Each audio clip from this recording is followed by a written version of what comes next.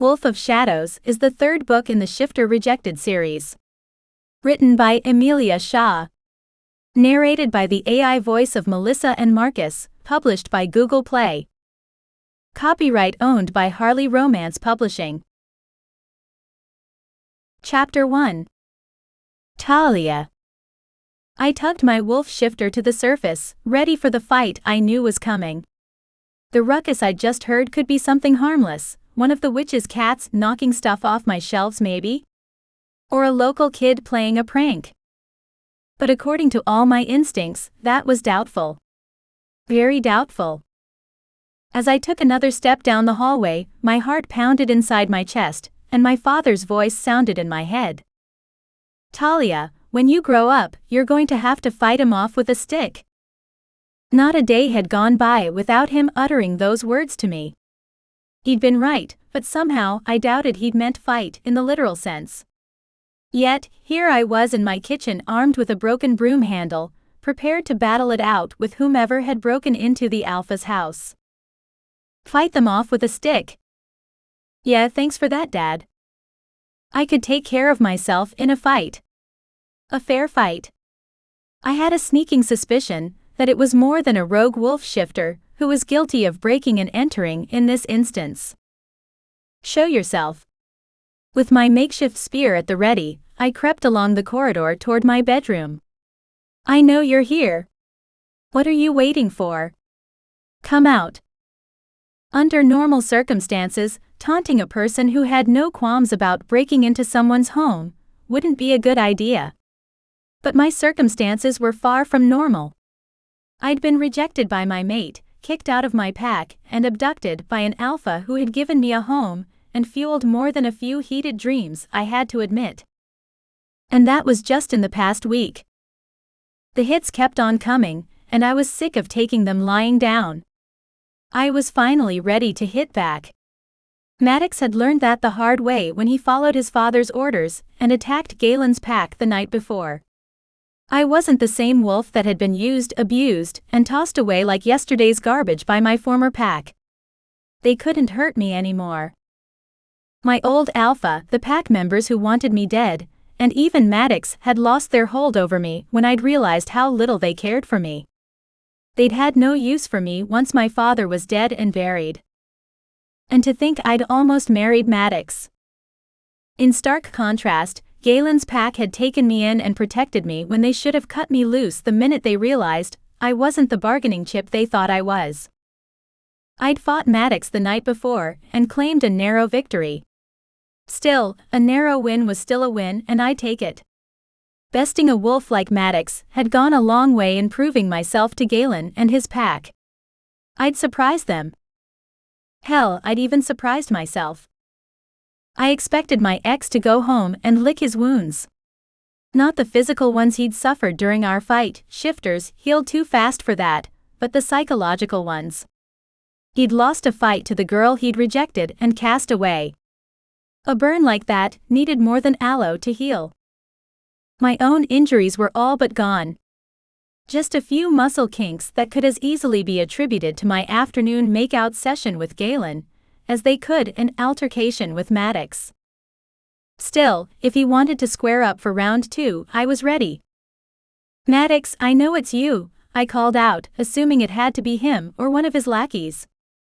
Tired of the hide-and-seek nonsense, I tightened my grip on the wooden handle and stepped up to my bedroom door. Max was bedbound and resting in his room at the front of the house, still stricken with whatever illness plagued him. His spirit was strong, but his body, both man and wolf, had been weakened. He was vulnerable, unable to protect himself. It fell to me to keep us both safe. But safe from what? I'd yet to see anyone. I'd heard the crashing noises of someone breaking in, but where were they? I began to doubt the presumption that Maddox was behind the break-in. If he, or one of his lackeys, was in my house, they would have made their presence known. Max and I were alone. The intruder had plenty of opportunities to attack, but they hadn't. If it wasn't someone from my old pack, then who? Or better yet, what? I'd sensed a demon during the pack battle, felt its control over the wolves. It spurred on their thirst for blood and vengeance until the dirt was soaked in it. The dead and dying had littered the ground. I was beginning to suspect a demon was behind this break-in attempt as well. Maybe it wanted to test for weaknesses in our defense system and gauge how many wolves left in Galen's pack were willing and able to come to my aid. Or maybe I'd already scared it off. That seemed unlikely though. Back pressed against the wall, broomstick in hand, I took a deep breath and pushed open the door to my room. I thrust the jagged, broken end of the handle up and out. I'd hoped to go on the offensive, turning the tables on the home invader and catch them off guard, but when I pushed open the door fully, no one was there. Inside the room, the bed had been pulled from the wall and stripped of its sheets. The closet had been emptied, the contents scattered around the room. I assumed the upended bookcase had been the source of the crashing noise I'd heard. Perhaps I was wrong in believing they were after me. Were they looking for something in particular? I couldn't think of anything that would be of value to anyone. I'd been forced to leave a lot of my life behind when I was kicked out of my former pack, and that included many of my material possessions. If the intruder was a demon, they wouldn't be looking for money or jewelry. They were here for evil intent, and I intended to find out what that was.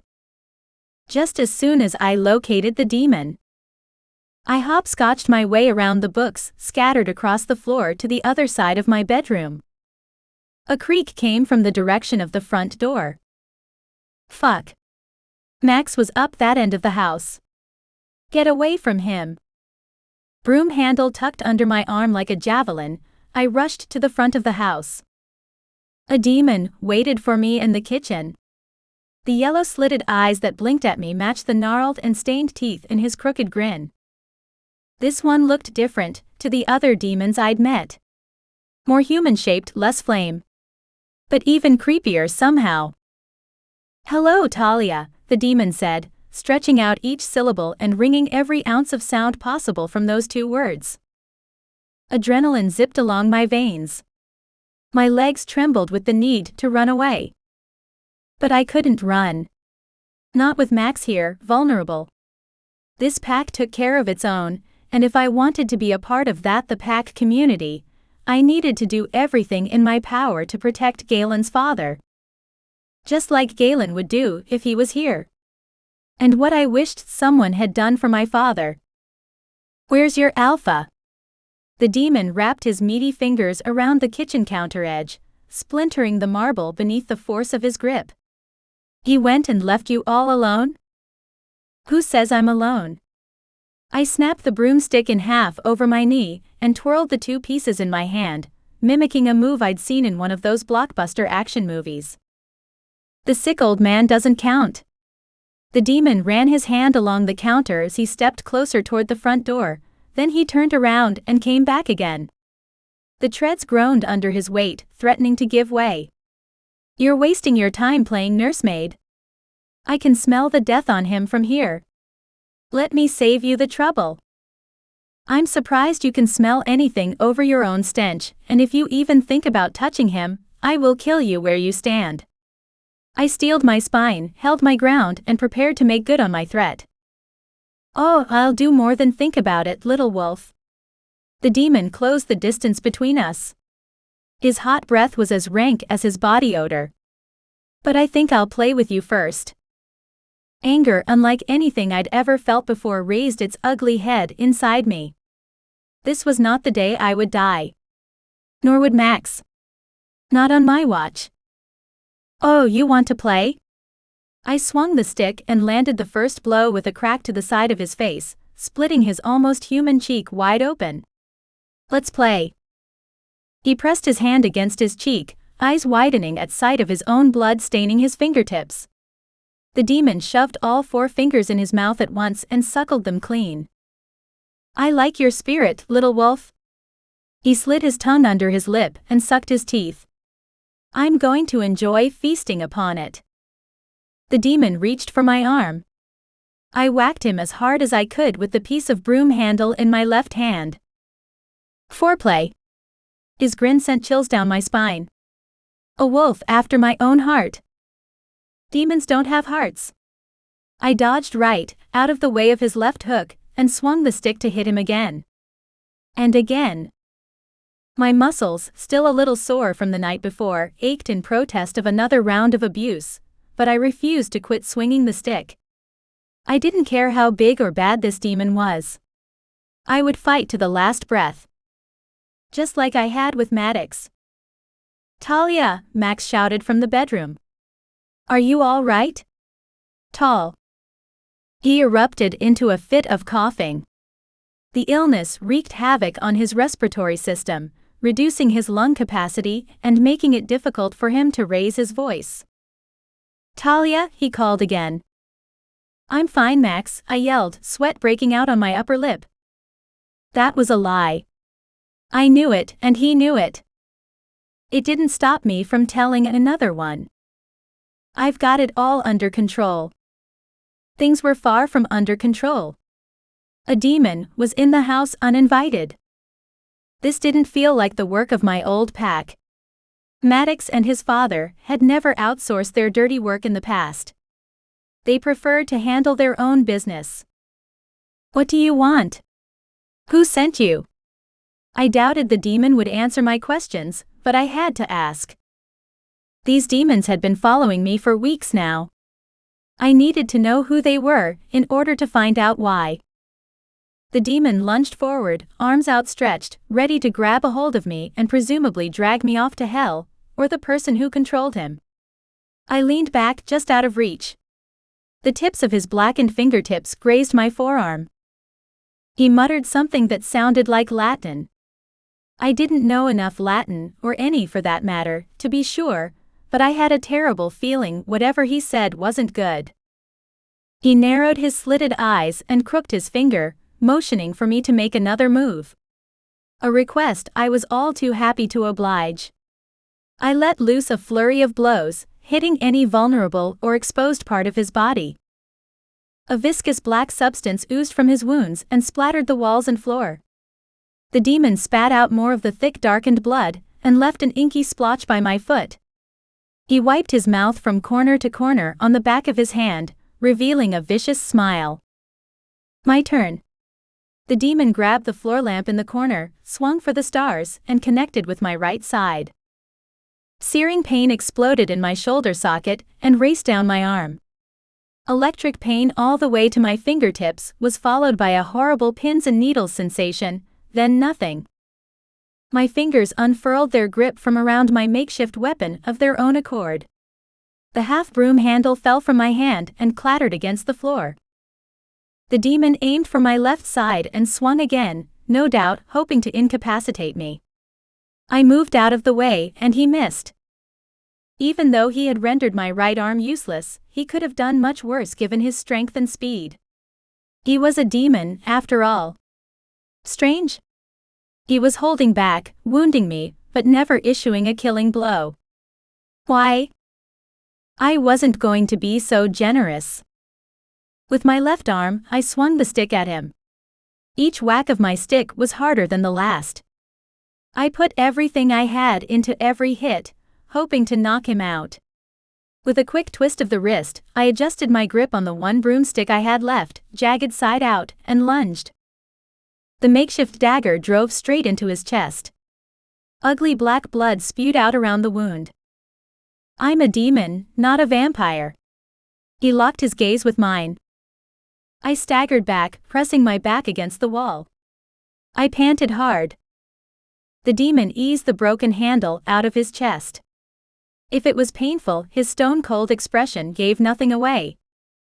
Black blood waterfalled down his leathery chest, pooling at his feet before it soaked into the gray shag rug. "Talia," the alpha called from his bedroom down the hallway, followed by more coughing. "Not now, Max," I shouted behind clenched teeth. The demon lunged at me. I dipped down into a squat to avoid taking another hit to my shoulder. Laughter rumbled through the demon's chest like crackling thunder. It was clear the demon was toying with me, and I wanted to know why. I also wanted to stay alive, and I wasn't sure those two things went hand in hand. Death made interrogation difficult for both of us, but not impossible thanks to the witches now living on the Pax land. I called on my wolf, and the inherent earth magic fused into the genetic code of every shifter that controlled our change. It was past time for me to stop fucking around and take the demon down. Chapter 2. Talia. My wolf answered the call to arms in record time. The change came easier and faster than ever before. My muscles and bones shifted, and my skin and hair morphed into a thick, coarse coat with little pain. Where I'd once stood as a woman, I was now a large gray wolf. My lips curled back on a snarling growl, exposing sharp canine teeth designed for tearing into meat. A shiver ran down my spine, but I shook it out like I would water beaded on my coat. My wolf loved to hunt, but even she was apprehensive about the taste of demon. Hackles raised, I reared back on my haunches and lunged for his throat. The demon knocked me away with the ease of swatting a fly. I hit the floor and slid toward the living room. I dug my claws into the hardwood floor, leaving 4 deep tracks and curls of the raw pine beneath the veneer in my wake as I grappled for purchase. I went after him again. My teeth sank into his arm, and the acrid viscous blood coated my mouth, triggering my gag reflex.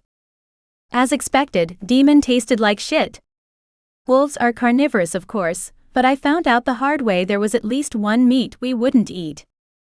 I heard Galen's heartbeat, recognizing its strong and steady rhythm, before I caught his scent. The demon's stench wreaked havoc on my sense of smell. Hell no. Talia. Galen's voice was shocked. A quick glance showed him standing in the entrance of the opened front door. As I released the demon's arm and staggered back, shaking the disgusting blood from my mouth, Galen pressed his index and middle finger beneath my jaw and raised my head until I met his gaze. He nodded and ran his fingers through my coat, as if to reassure me that he was there, that he was real, before he shifted. Galen's wolf was the most beautiful beast I'd ever seen, and every inch of him was alpha. He attacked the demon with fang and claw, shredding flesh from bone. I jumped into the fray after him. With Galen on the attack as well as me, the demon seemed to sense his demise. He backed into the dark corner, and attempted to make an escape into the shadows. Galen gave no quarter and charged after him. His jaw snapped shut like a trap on the demon's throat, and with a single vicious shake of his head, Galen ripped it out. I shifted back to human form first, relief winging through my heart. He had appeared like a guardian angel and saved my life, and likely Max's too. Galen dropped the demon body to the ground, gagging and retching over the taste. I empathized with his position. Demon tasted worse than I'd ever thought possible. Like poison-charred flesh. I waited for him to shift back to human. When he did, the thank you I was planning stuck in my throat. Instead, shyness took me. I couldn't take my eyes off his beauty. He grinned as he surveyed my own nakedness, his gaze raking me from head to toe. The heat of embarrassment filled me. I turned and raced down the hallway naked to grab a change of clothes. Bloody man. Even after saving my life, he could still make me blush as hot as Hades. When I was finally covered up again, I popped into Max's room. He was still coughing, struggling to stay sitting up, his back against the headboard. I hurried over to him. "Everyone's safe," I said, helping him lower back down onto his pillows. "Just a little run-in with the demon, but he's gone now." "I know you said everything was fine, but I thought I should message Galen."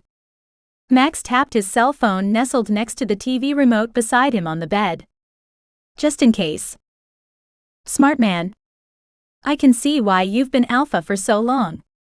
I tucked the old pair of sweatpants for Galen I was carrying under my arm, bent down, and pecked a kiss on his cheek.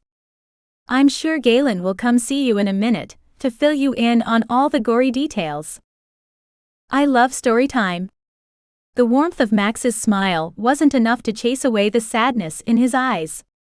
His mysterious illness ravaged his body like galloping consumption, yet his mind and spirit were still that of a strong alpha wolf.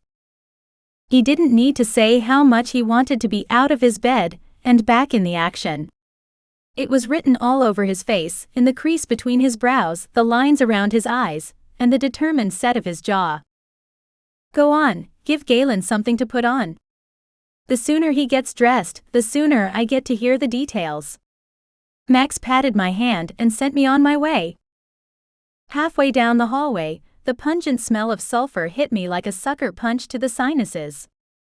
My eyes watered and my throat tightened, but it didn't account for the vertigo and dizziness.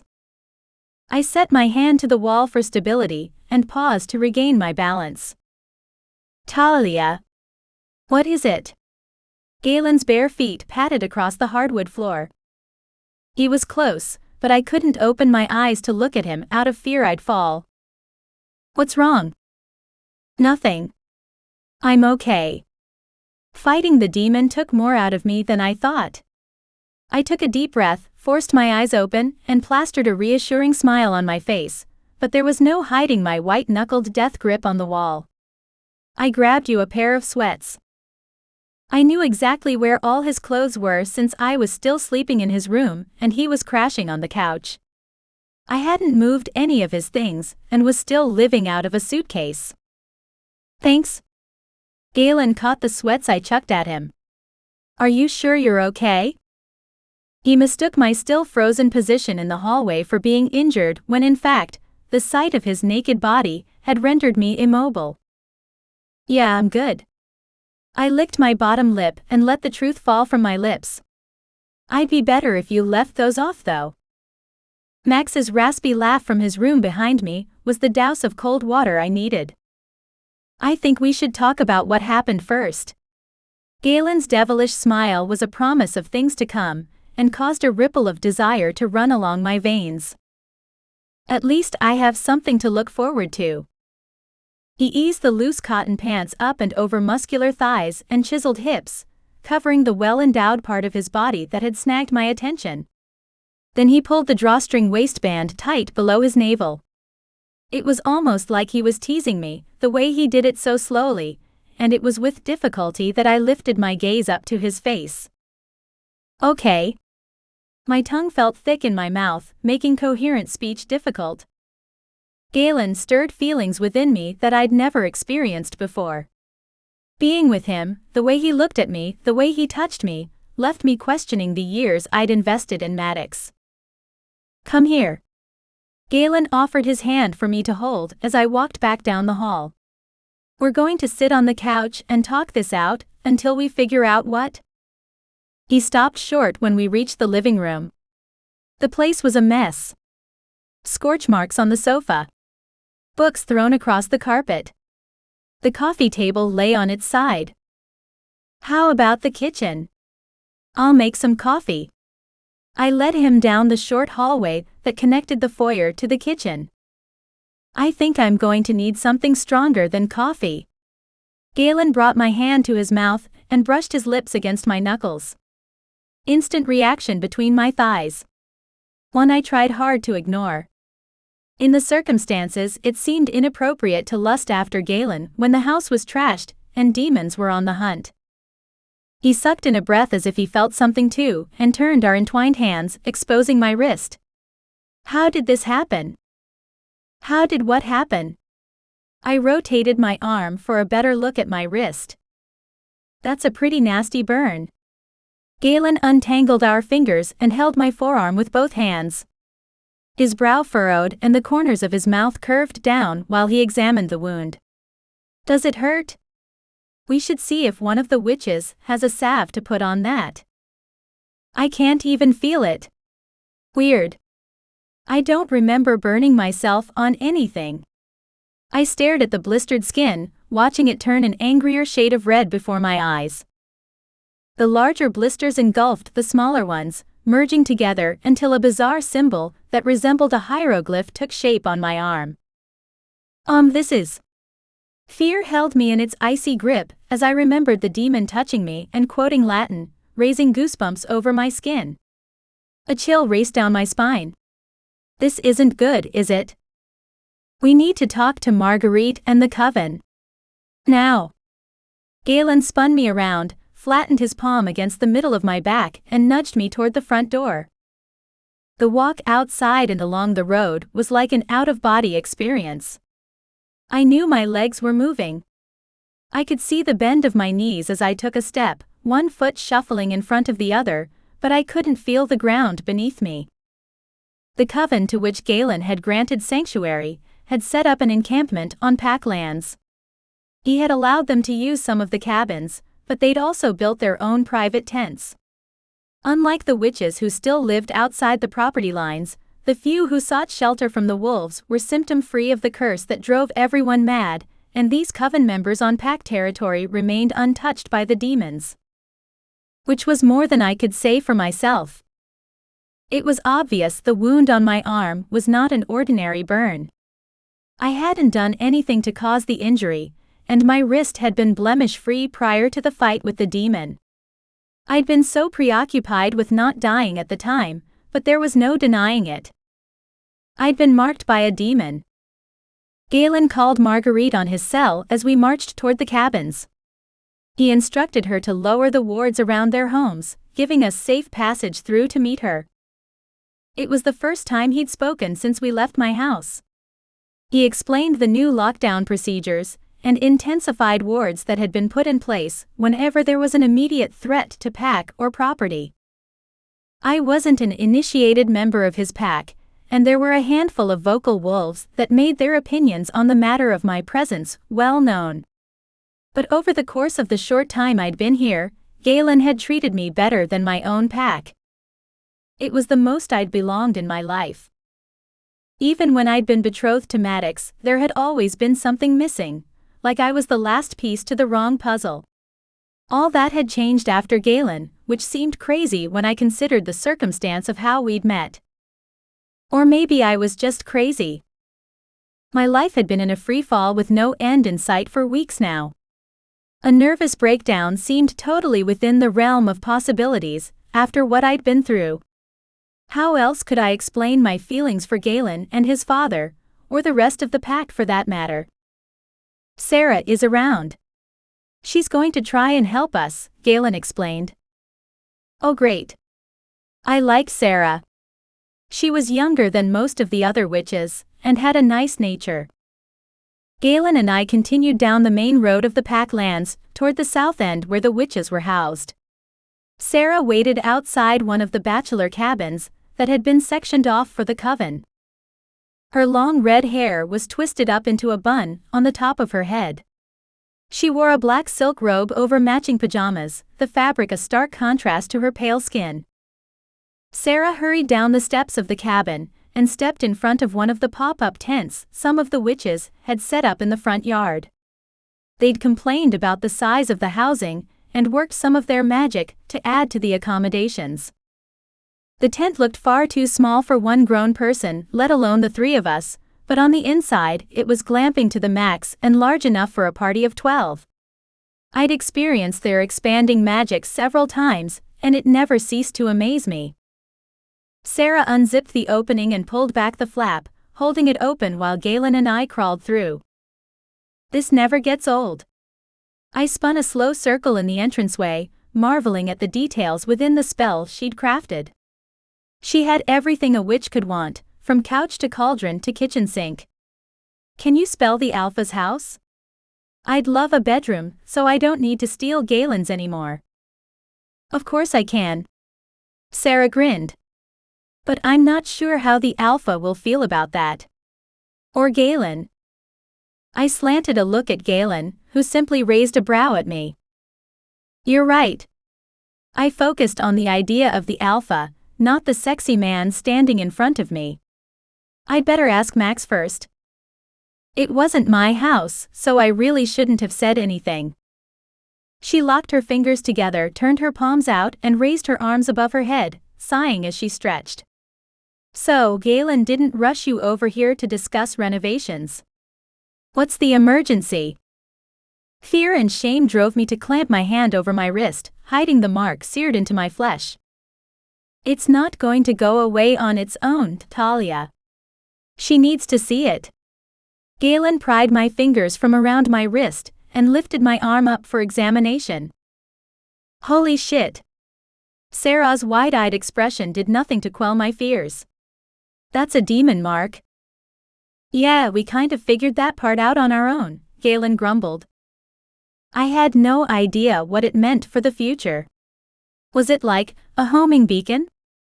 A tracker? Just a weird burn I'd have to deal with forever? No one seemed to know, or they weren't telling me. Either way, I wanted it gone. Can you? I stumbled over my words, afraid to ask the question or hear the answer. Can you remove it? Of course I can. With her finger, she traced the outline of the demon mark burned into my skin. But it'll cost you. I tugged my arm free of her grip and considered how much money I had left in my cash stash. Enough, maybe? I'll pay for it. Galen draped his arm over my shoulder and tucked me against his side, holding me tight. Whatever it costs. You sure, sugar daddy? This one's expensive. I felt Galen stiffen at the same time as me, at the offensive term. She raised her hands, palms out in a placating gesture, and backed up a step. Sorry, I didn't mean sugar daddy. I meant pack daddy. Alpha, that's what I meant. Sorry, this is what happens when I have too many energy elixirs. How much is it going to cost, really? I was more than a little concerned at the idea of being indebted to Galen, for what I feared would be a substantial amount of money, and how I would pay him back. It doesn't matter how much, Sarah said. She seemed to sense my apprehension over the looming debt. He can't pay it. What do you mean I can't pay it? Galen scoffed, reaching for his wallet. I said whatever the cost, and I meant it. Trust me, if I could take your money, I would. She turned her attention back to me, an unspoken apology in her eyes. But the cost is Talia's. She has to pay it or the spell won't work. In other words, I was screwed and on a fast track to hell. Chapter 3. Galen. Things went from bad to worse in a hurry. Talia hadn't shared the details of her financial situation, but I knew it wasn't good. She'd barely had time to establish a new life outside of her pack before I snatched her away from it. And I'd ruined her life for nothing. It was becoming a pattern. First with my girlfriend Jessie, and now with Talia. It looked like I wouldn't be able to save her, either. Fuck. I should have done my homework. If I had, I would have known she wasn't engaged to the alpha's son, that she'd been tossed out of her pack, and taking her would be a waste of time. Except that wasn't true. Nothing about Talia was a waste of time. I couldn't imagine a better way to spend my time than getting to know the strong, resourceful woman who'd chipped away at my armor, and somehow managed to expose my heart. Well, I guess I belong to a demon. Talia slipped out from under my arm and flopped on the couch with an exasperated sigh. What do you suppose slaves wear in hell? Uniforms? Jumpsuits? Or those coverall-looking things? Oh, don't be so dramatic. Sarah waved off Talia's very valid fears and strolled over to a bookshelf on the far side of the tent. Her fingers danced along the book spines until she found the tome she was after. She plucked it off the shelf with a flourish. Easy for you to say. You're not the one shackled for all eternity to a demon. Talia hid her face behind a throw pillow, and I suspected she was trying not to cry. Her pain hit me like an arrow to my heart. I would have given anything to make it my own, but according to the witch, there was nothing I could do to save Talia. I was helpless, hopeless. Again. First, we don't even know if that's what the mark means. Sarah opened the book, licked her index finger, and flipped through the pages until she found the right spell. And second, the spell doesn't require money. It requires a sacrifice. A sacrifice. My experience with witches was limited, but from what I'd gleaned of their craft in the time they'd been on Packlands, the word sacrifice could mean anything from blood to sweat to tears. Or all the above. A few drops of blood. She leaned into the book, squinting as she read the words scrawled across the rag paper page of the old tome. She glanced up from the spellbook, her eyes wide. Or a pint. A pint. Talia shot upright and dropped the decorative pillow in her lap. A pint of my blood. It could be a cup. Sarah's gaze flitted from the spell to Talia, then me. I think it's a cup. The ink is smudged and faded. It's a little hard to make out, but if Talia makes a blood sacrifice, the spell should work. Should. Talia said, sounding as frazzled as she looked. I didn't blame her. The demons were responsible for the curse that drove the witches mad and led to hundreds of casualties. Every death, including those of innocent civilians caught in the crossfire, could be laid at their feet. And now Talia was connected to one of them, through the mark on her wrist. They call it practicing witchcraft for a reason. The witch shrugged as she bustled around to gather the other ingredients for the spell. Despite her casual attitude, the slight tremor in her hands when she pinched leaves from a dried bundle of herbs and tossed them into a pot gave her away. Talia was her friend, and I had no doubt Sarah cared about her. So did I. Which was why the spell had to work. I sat down on the empty couch cushion beside Talia. I cupped her face in my hands and brushed my thumbs across her cheeks, erasing the tracks of the tears she'd shed behind the pillow. Talia, look at me. I waited until she fixed her soul-piercing violet-blue eyes on me, before continuing what I hoped would be a motivational speech. For the both of us. She's just messing around, all right. She can do this. You can do this. Hell, you lost more blood kicking Maddox's ass. You held your own in a fight with a demon. This is nothing. That earned me the first genuine smile I'd seen on her face since the demon attack at my dad's house. You're right. I'm sorry. I don't know what's gotten into me. I just feel off my game. She tilted her head and pressed a kiss against my palm. I guess the demon mark has me a little freaked out. Oh my goddess. Sarah pressed her hand against her chest and expelled a deep breath of air. Me too. Not helping. I closed my eyes and pinched the bridge of my nose, shaking my head. Talia laughed and the sound was music to my ears. She deserved to be happy after all the shit she'd been through, was still going through. I found myself wanting more and more to be the person that made her feel that way. Okay, I'm ready. Let's do this before I chicken out. She leaned in close, her voice barely above a whisper when she spoke. This may come as a shock to you, but I'm not big on the sight of blood. Especially my own. A lover, not a fighter, huh? I teased, taking her hand in mine. I couldn't get enough of Talia, and seized every opportunity to touch her. I knew better than to get involved. I knew how it would end, with a broken heart. Mine. I'd cobbled it back together after my last doomed relationship. I didn't think I had it in me to go through that again. But the way she looked at me, like I'd hung the moon, made me want to try. Truth be told, I hadn't had a lot of experience in either area until recently. I mean, besides Maddox. One corner of her mouth curved up in a lopsided grin. Who, coincidentally, fell into both categories. The thought of her with someone else, with Maddox, ignited a jealous streak in me that I never knew existed. Not even with my ex, and I had been head over heels for that woman. Or at least I thought I was.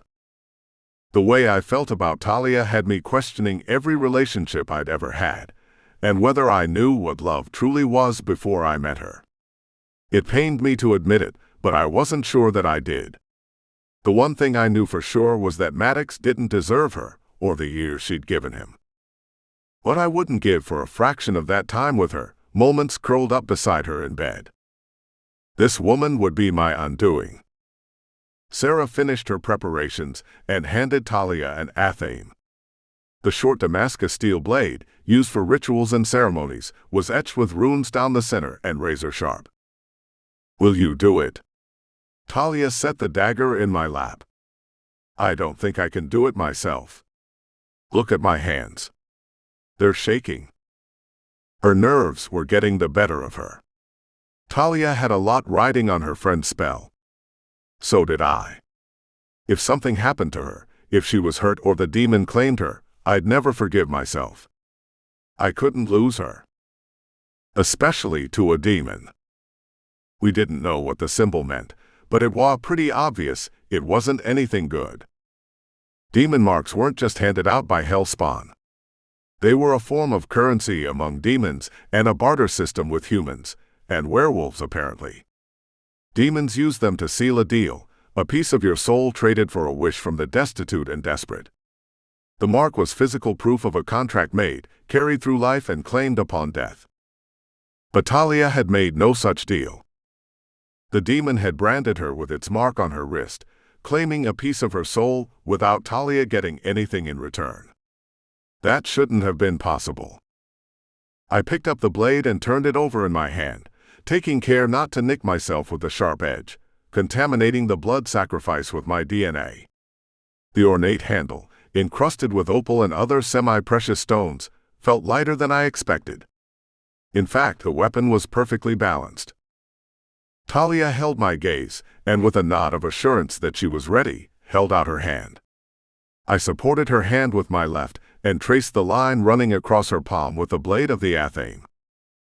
Bright crimson blood welled to the surface and puddled in the center of her cupped hand.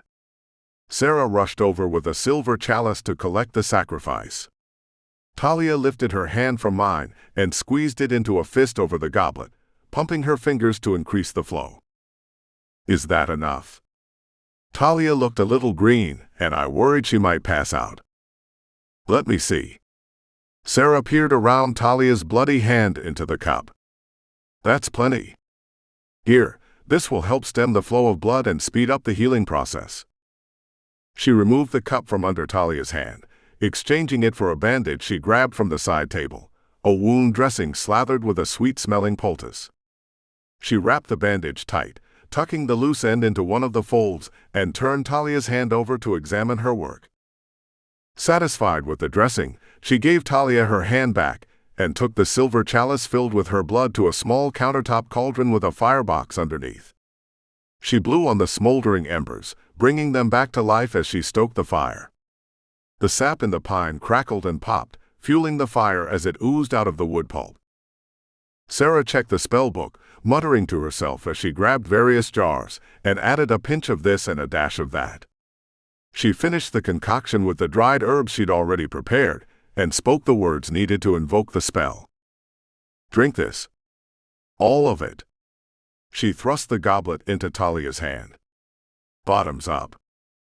Why does it smell like the landfill baked under the midday sun on the hottest day of summer? Talia gagged when she brought the steaming brown potion to her mouth, but tipped the cup back and choked down the liquid. Blech, that was so gross. Now what? Now we wait. Sarah reached over and rotated Talia's arm until the demon mark was visible. The mark should disappear any moment now. I ticked off the seconds in my mind, knots forming in my stomach with each one that passed. Nothing happened. The mark on Talia's arm looked as sore and irritated as it had before she drank the potion. What does this mean? Why isn't it working? Talia cradled her marked arm to her chest and tucked in her chin, her shoulders bobbing as she fought back tears. The spell was an utter failure.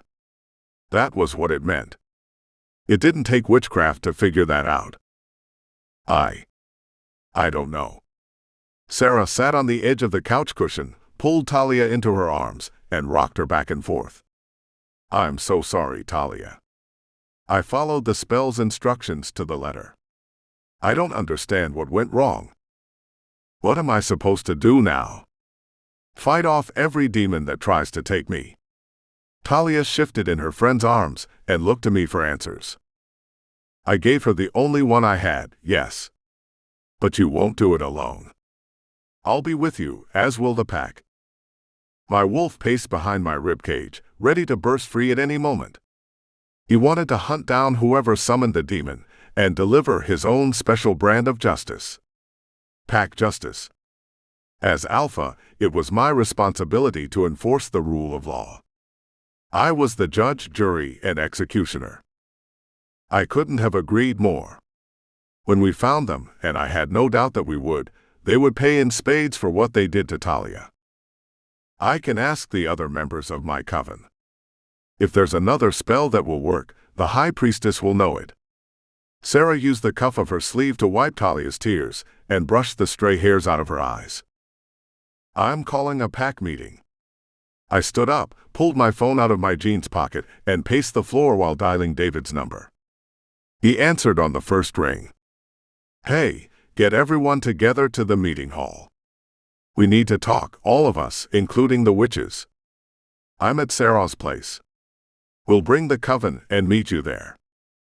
The demons had invaded the wrong town and fucked with the wrong pack. It was high time somebody taught them a lesson. It was up to my pack and me to do it. School was in session, and I was the teacher. Chapter 4. Talia. The meeting hall wasn't large enough for all the pack members plus a full coven of witches, forcing Galen to hold the meeting outdoors. I shivered as a cold wind wrapped around my bare arms.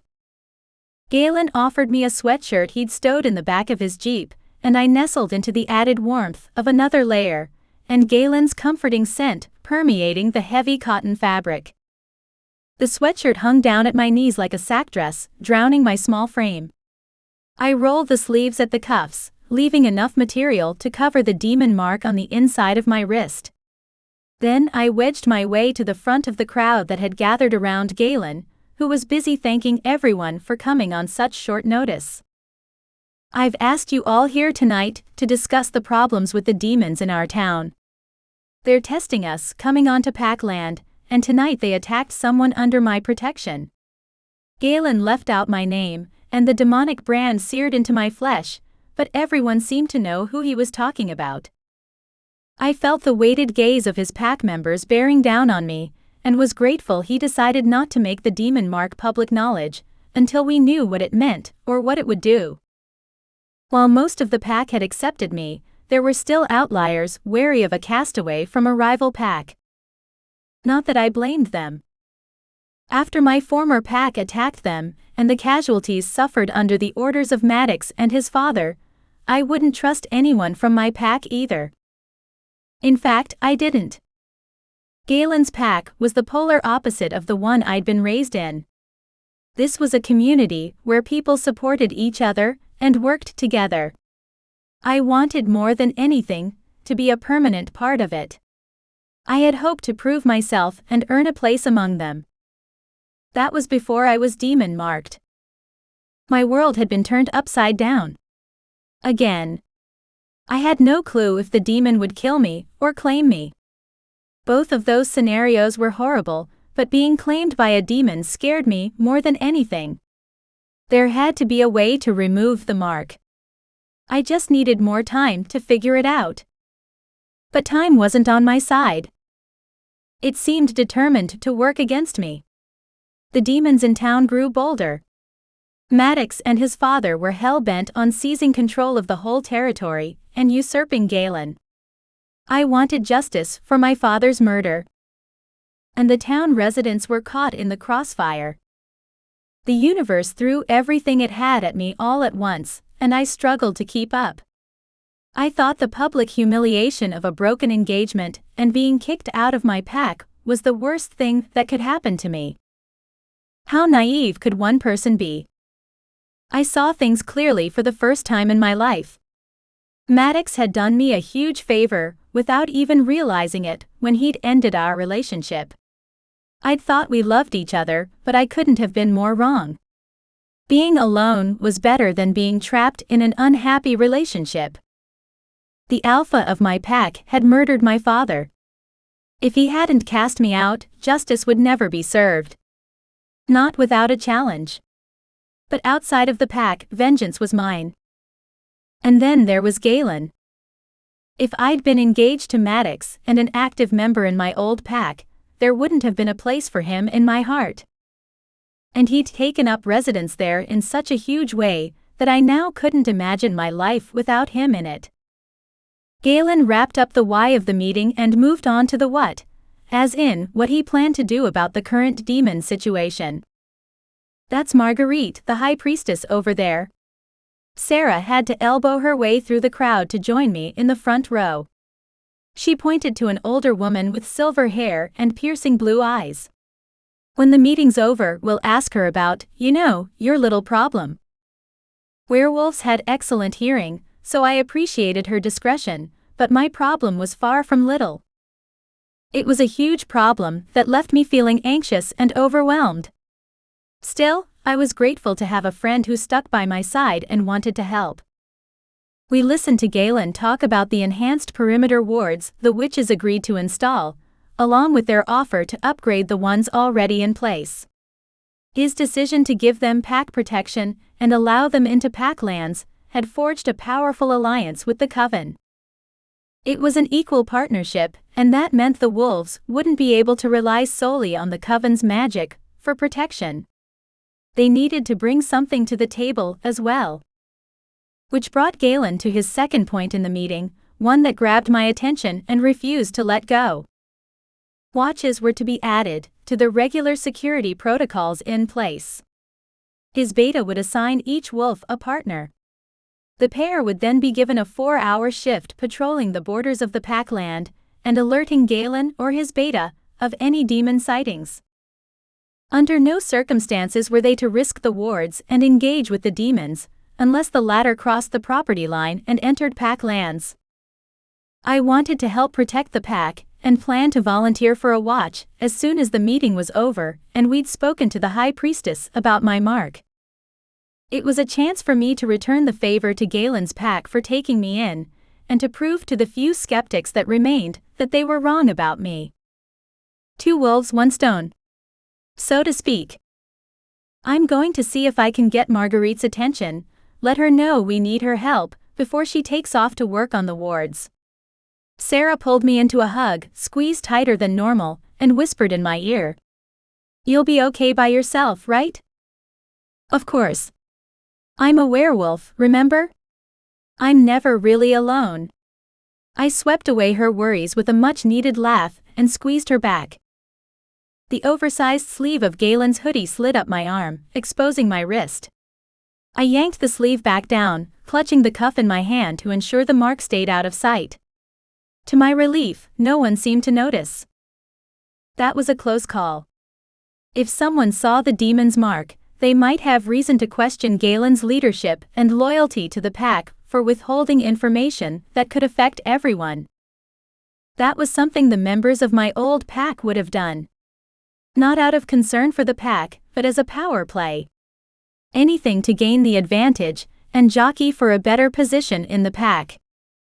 Galen's wolves seemed different, less interested in individual power and more concerned with what was best for the pack as a whole, the way it was supposed to be. Still, I didn't want to do anything to jeopardize Galen's position or cause more friction within the pack than I already had. It was a close call, and I needed something better than a baggy sweatshirt to hide the mark. Before someone noticed and figured out what it was. Hey Talia, a familiar voice said from behind me. I glanced over my shoulder, surprised to find the newest member of Galen's pack looming there. Darius. Hi. I tilted my head back to meet his gaze and offered a meager smile. I'm sorry, I didn't realize you were standing right behind me this whole time. The odd thing was, he hadn't been there the whole time. Darius stood out in a crowd. I would have remembered nudging past him to get to the front, and there was no way I overlooked him when scanning the crowd after exposing the mark on my wrist. He must have seen me, and made the effort to work his way through the crowd to reach me. But to what purpose? Darius's sudden appearance was unnerving, but more than likely I was being paranoid. I'd felt off-kilter ever since the demon attack, and that, combined with everything that happened in the last week, made me suspicious. I'd been through 2 breakups, one with a fiancé and one with a pack, an abduction, a whirlwind whiplash rebound and a demon mark. On second thought, maybe a little caution was warranted. Listen, I wanted to talk to you about, His gaze flicked down to my wrist before he stepped to the side, invading my personal space. He draped his arm around my shoulders. In private. Goosebumps prickled my skin and red flags popped up, waving erratically in my mind. Danger. Danger. Danger. How had he seen me, and the mark on my arm, when I hadn't seen him anywhere in the people gathered for the pack meeting? I needed that question answered. Against my better judgment, I let him steer me to a secluded spot near a copse of trees about a football field's length away from the safety and security of the crowded meeting area. So much for caution. Galen left that out of the announcements. He hooked his finger on the cuff of my sleeve and hiked it up my arm, studying the mark. You should be more careful. Someone other than me might have seen it, and that could cause problems for the Alpha. The way he emphasized the latter made me wonder if he wasn't the one who would eventually cause problems for Galen. We weren't planning to keep it secret forever. I shifted on my feet. The impulse to bolt in the direction of the crowd increased the longer his finger lingered on my wrist.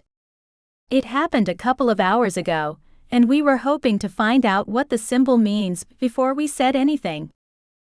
You don't strike me as someone who'd make a deal with a demon. Darius encircled my wrist with his hand, and brushed his thumb back and forth over the burn which was still sensitive to the touch. How'd you get it? I wasn't used to having a wound that didn't heal, and winced when he traced the blistered skin. A smile appeared then immediately disappeared from his face before it had the chance to fully form, as if he found pleasure in pain, but didn't want me to know about that particular kink. There wasn't a deal, because I didn't make one. I bit down on the inside of my cheek hard enough to draw blood, and tugged my arm free of his grip. The metallic taste coated my tongue, and provided a much-needed distraction from the sting of the burn. Demon marks don't just appear out of thin air. Darius narrowed his eyes, a deep line forming between his pinched brows, and crossed his arms over his chest. Something must have happened. A demon showed up in my house and attacked me. I shook my arm, encouraging the sleeve to slide back down, and bunched the rolled cuff in my fist. I'm not sure when or how, but it marked me while I was fighting it off. You fought off a demon? Darius looked me up and down. His gaze lingered on my breasts, giving me an unexpected reason to be grateful for the baggy sweatshirt. I held my own. I sidestepped to my right for a better view, and looked past him to Galen, and the small crowd of pack members surrounding him. And then Galen showed up and finished him off. Galen. Darius said his alpha's name through gritted teeth, muscles twitching as he clenched his jaw. I'm glad he was there to save the day. The flat tone of his voice and flicker of anger in his eyes said otherwise. But it wasn't violence toward Galen that I sensed from Darius. His anger seemed to be projected inward, not out. As if he was upset that he wasn't the one who had shown up at my house when the demon attacked. I neither expected nor wanted jealousy from Darius, but it was better than greed. I'd half expected blackmail to be the reason he asked to speak to me alone. The need to get back to Galen and Sarah outweighed the need to know how Darius had seen my mark. I should have waited for Galen to finish the meeting and sought his advice on how to handle the situation with Darius, instead of running off with him. In the short time I'd known Galen, I'd leaned on him quite a bit. Probably more than I should have. He had enough on his plate as it was. I'd hoped to handle Darius myself and not add to it. As usual, things didn't go according to plan. It was time I made my exit. Listen, I appreciate the advice about the mark. I'll be more careful and keep it covered. I'm supposed to grab a bite with Sarah. So I should really get back. I stepped out of Darius's reach, relieved he didn't get physical when I walked away. I can help you. Darius jogged a few steps to close the distance I'd put between us. With your mark, I mean. That's what I wanted to tell you. I think I can heal it. How would a werewolf know how to heal a demon mark? I recalled the adage about curiosity and the cat, and decided not to stick around to find out. Sarah is already working on something for me. She's gone to a lot of trouble to help me, so. But hey, if that doesn't work, we could try your way. She's a talented witch, but a demon mark is beyond her abilities. Darius matched my pace stride for stride. I just want to help you. Something about his eagerness raised my hackles. My wolf stirred from her restorative nap after the fight with the demon, and stalked forward until I felt the weight of her presence in my chest. She was done talking and ready to fight our way out of the conversation. Chapter 5. Galen. The meeting with the witches went off without a hitch. The coven wasted no time reinforcing the existing perimeter wards, and Marguerite assured me that she would see to the new wards herself. A few members of the pack were still leery of the witches living on pack lands, but the demons had grown bolder, and I was grateful for new allies. Marcus and I reviewed the security protocol one last time before we paired people up and assigned them a shift to be on watch. It was all hands on deck until we stopped whoever was behind the demon attacks. I checked 2 out of 3 items off the emergency to-do list.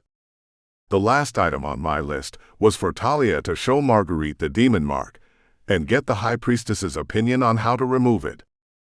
It looked like Sarah had things well in hand as far as the magical wards were concerned. She and Marguerite had their heads together and were deep in conversation. Except, as I looked around, I didn't see Talia anywhere. I thought she would have stayed with the coven while I wrapped up pack business, but when I asked the witches, none of them had seen her. Marguerite agreed to examine the demon mark to see what, if anything, could be done. But that required Talia, and she was MIA. A few witches offered divination services to help me locate her, but I didn't need incense and a crystal ball to find Talia.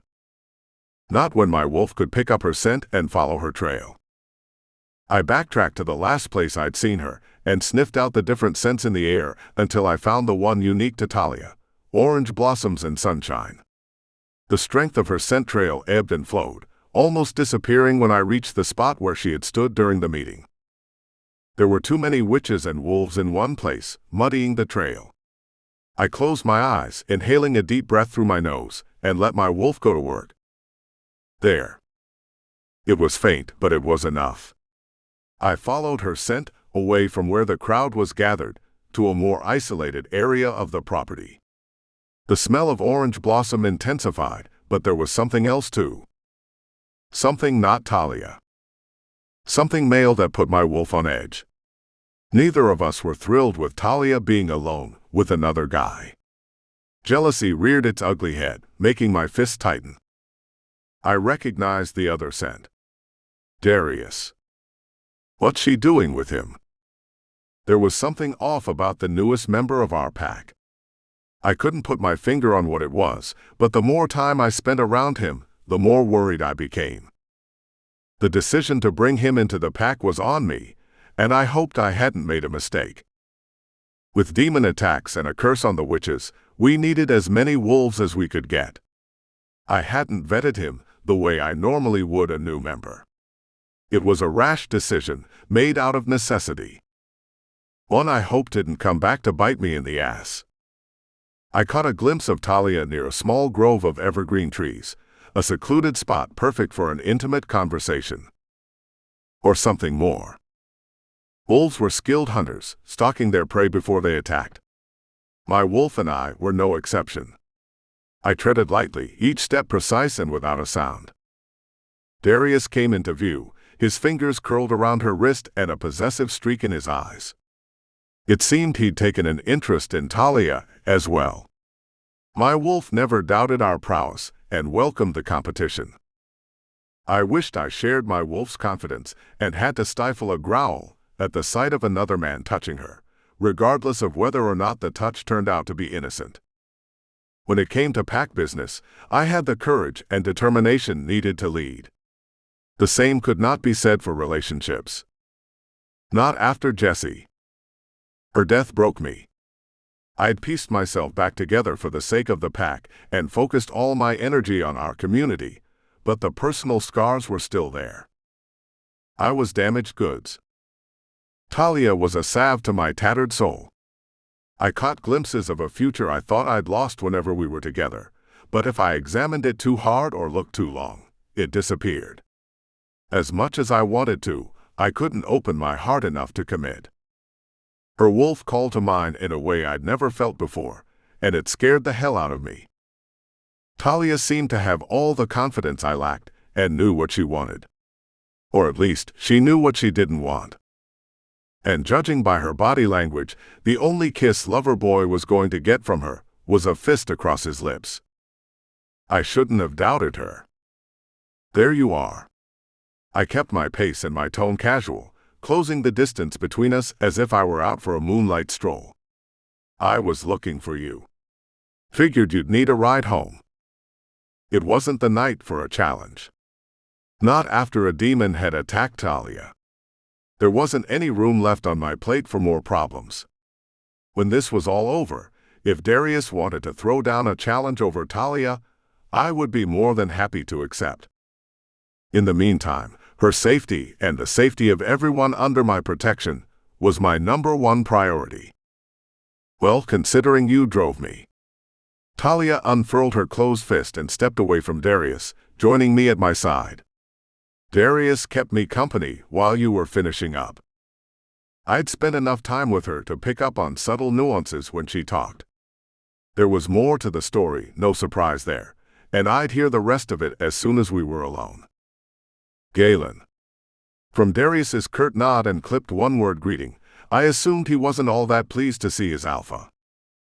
I filed that away for later. One problem at a time. So, you're ready? Everything's all wrapped up. Talia seemed eager to get away from Darius and hurried toward me. Think about what I said, Talia, Darius called after her, but he made the right choice and let her walk away. I'm here to help. I appreciate it. If things don't work out, you'll be the first to know. Talia barreled past me in the direction of my truck and never looked back. Darius took off in the opposite direction without as much as a goodbye. It was a blatant show of disrespect to his alpha, but under the circumstances I was forced to pick my battles. And I was all too familiar with needing space to lick love's wounds. I'd won this battle. Talia was heading home with me, so I decided to cut him some slack. I waited until we reached my truck and the privacy of its extended cab before I asked, what the hell was that all about? Spill. Somehow, he saw the burn on my arm. Talia rubbed the spot on her wrist where the demon had left his mark. The crazy thing is, I don't even know how. He wasn't there when I jockeyed my way to the front of the crowd. Or when I accidentally flashed the mark when I hugged Sarah. I know, because I checked straight after to make sure no one saw anything. Okay, he saw the mark on your wrist and wants to help you with the demons. I pulled my seatbelt across my chest, clicked it in place, and started the truck. We can work with that. I mean, if he... Wait, it gets weirder. Talia tugged at her seatbelt shoulder strap and adjusted her position in the passenger seat, putting her back to the door. He said he knows how to remove it. What? I jammed on the brakes and threw the gear shift into park. This conversation required my full attention. How in the hell would he know how to do that? That's what I was hoping to find out, but then he started giving off a creeper vibe, and my wolf was having none of it. The corner of her mouth curved upward in a lopsided grin. Your timing was impeccable. I try. I met her smile with one of my own and unfastened my seatbelt, turning in my seat to mirror her position. Did he give you any clues about the mark or how to remove it? No, and I didn't get the impression that he would just hand over the information. It was like he wanted to be the hero or something. She twisted her long golden hair into a loose bun at the base of her neck and tucked a stray strand behind her ears. I told him about the coven, that they were going to help us. He doesn't think they can. The whole thing was just so odd. Speaking of the coven, Marguerite has agreed to help, but she needs to examine the mark first. I tugged at the sleeve of the sweatshirt I'd let her borrow, struggling to ignore the way our scents mingled together, and inched up the sleeve to expose the demon mark. It wasn't healing, which for a wolf shifter with accelerated healing ability was odd. The blisters that made up the demonic symbol were still raised and red. The sooner you see Marguerite, the better. I put the truck in gear and headed for the Coven's encampment on the other side of the property. Removing the mark is top priority, and the Coven seems like our best bet. We'll keep an eye on Darius, but I don't think he really knows how to remove the mark. That's a bold statement to make if he couldn't follow through. Why would he even say that? Bewilderment clouded Talia's beautiful eyes. I can think of a reason. I couldn't help myself. I lifted a hand and ran my thumb over her cheek, down and around her jawline. She shivered beneath my touch, but the warmth in her eyes showed me she wasn't repulsed. Her mouth parted slightly, and her teeth gently nibbled on her bottom lip, igniting instant heat in my groin. I shifted in my seat. Now was not the time for desire to rear up, but when it came to Talia, everything about her made my senses switch into overdrive. She dropped her gaze, breathing slightly faster than she had moments earlier, and I chuckled wryly. We should get back, I said, reluctance obvious in my voice. She nodded without looking up. Aha. Yes. Good idea. I turned my attention to the road. Talia didn't see the qualities I did when I looked at her. Qualities that went beyond physical beauty, though she was stunning. It was her quiet strength, the kindness in her eyes and heart that drew me to her. After what she'd been through with her ex and her old pack, it was no wonder she undervalued her worth. She needed a reminder of how beautiful she was, inside and out. I wanted to be the man to do that for her, make her see how perfect she was, but my heart had been closed off for so long, I wasn't sure if I could open up again. Not to the extent she deserved. But she made me want to try. I want to help the pack. Talia pulled me from my thoughts, saving me from dwelling too long on the past and on things I couldn't change. I'd like to be put on rotation for a watch. It doesn't matter which one or who you pair me with. Put me where you need me. You don't have to. The pack. No. After everything the pack has done for me, it's the least I can do. She reached over and rested her hand on my forearm, giving a gentle squeeze. I want to do this. I need to do this. So please, Galen, put me where you need me most. What if where I need you most is by my side? Okay, I'll talk to David and see what we can come up with. I'm sure there's a few spots that still need to be filled. Thank you so much. She beamed at me. Happiness radiated from the passenger seat, filling the cab and permeating my senses. It was infectious. She was infectious. I parked the truck outside Marguerite's tent, but I didn't open my door. Instead, I reached over the console, cupped the left side of Talia's face in my hand, and leaned over to her. It seemed that I just couldn't stop touching her. She rubbed her face against my palm and this time closed the remaining distance between us. Her lips found mine, parting when I groaned and deepened the kiss. She crawled over the console onto my lap and straddled my hips. My cock hardened, and it was all I could do to control myself as she pressed against my flesh. I trailed my hands over her ribs and around to her back, sliding lower until I cupped her gorgeous rounded ass and urged her even closer. The tiny mewling sound that escaped her drove me wild, spurring me on. Then her hands were somehow beneath my shirt, warm fingers curling against my naked chest. I groaned as all my blood headed south. She drove me fucking crazy, in the best possible way. Someone rapped on the window, the face and figure distorted through the condensation we'd managed to build up on the glass. When I focused properly, it was Sarah. Sorry to interrupt. The witch feigned a cough to hide her amusement. Marguerite is needed at the main gate to help with the reinforcement of the wards. So if you want her to look at Talia's mark, you better come inside now. I guess we better go in.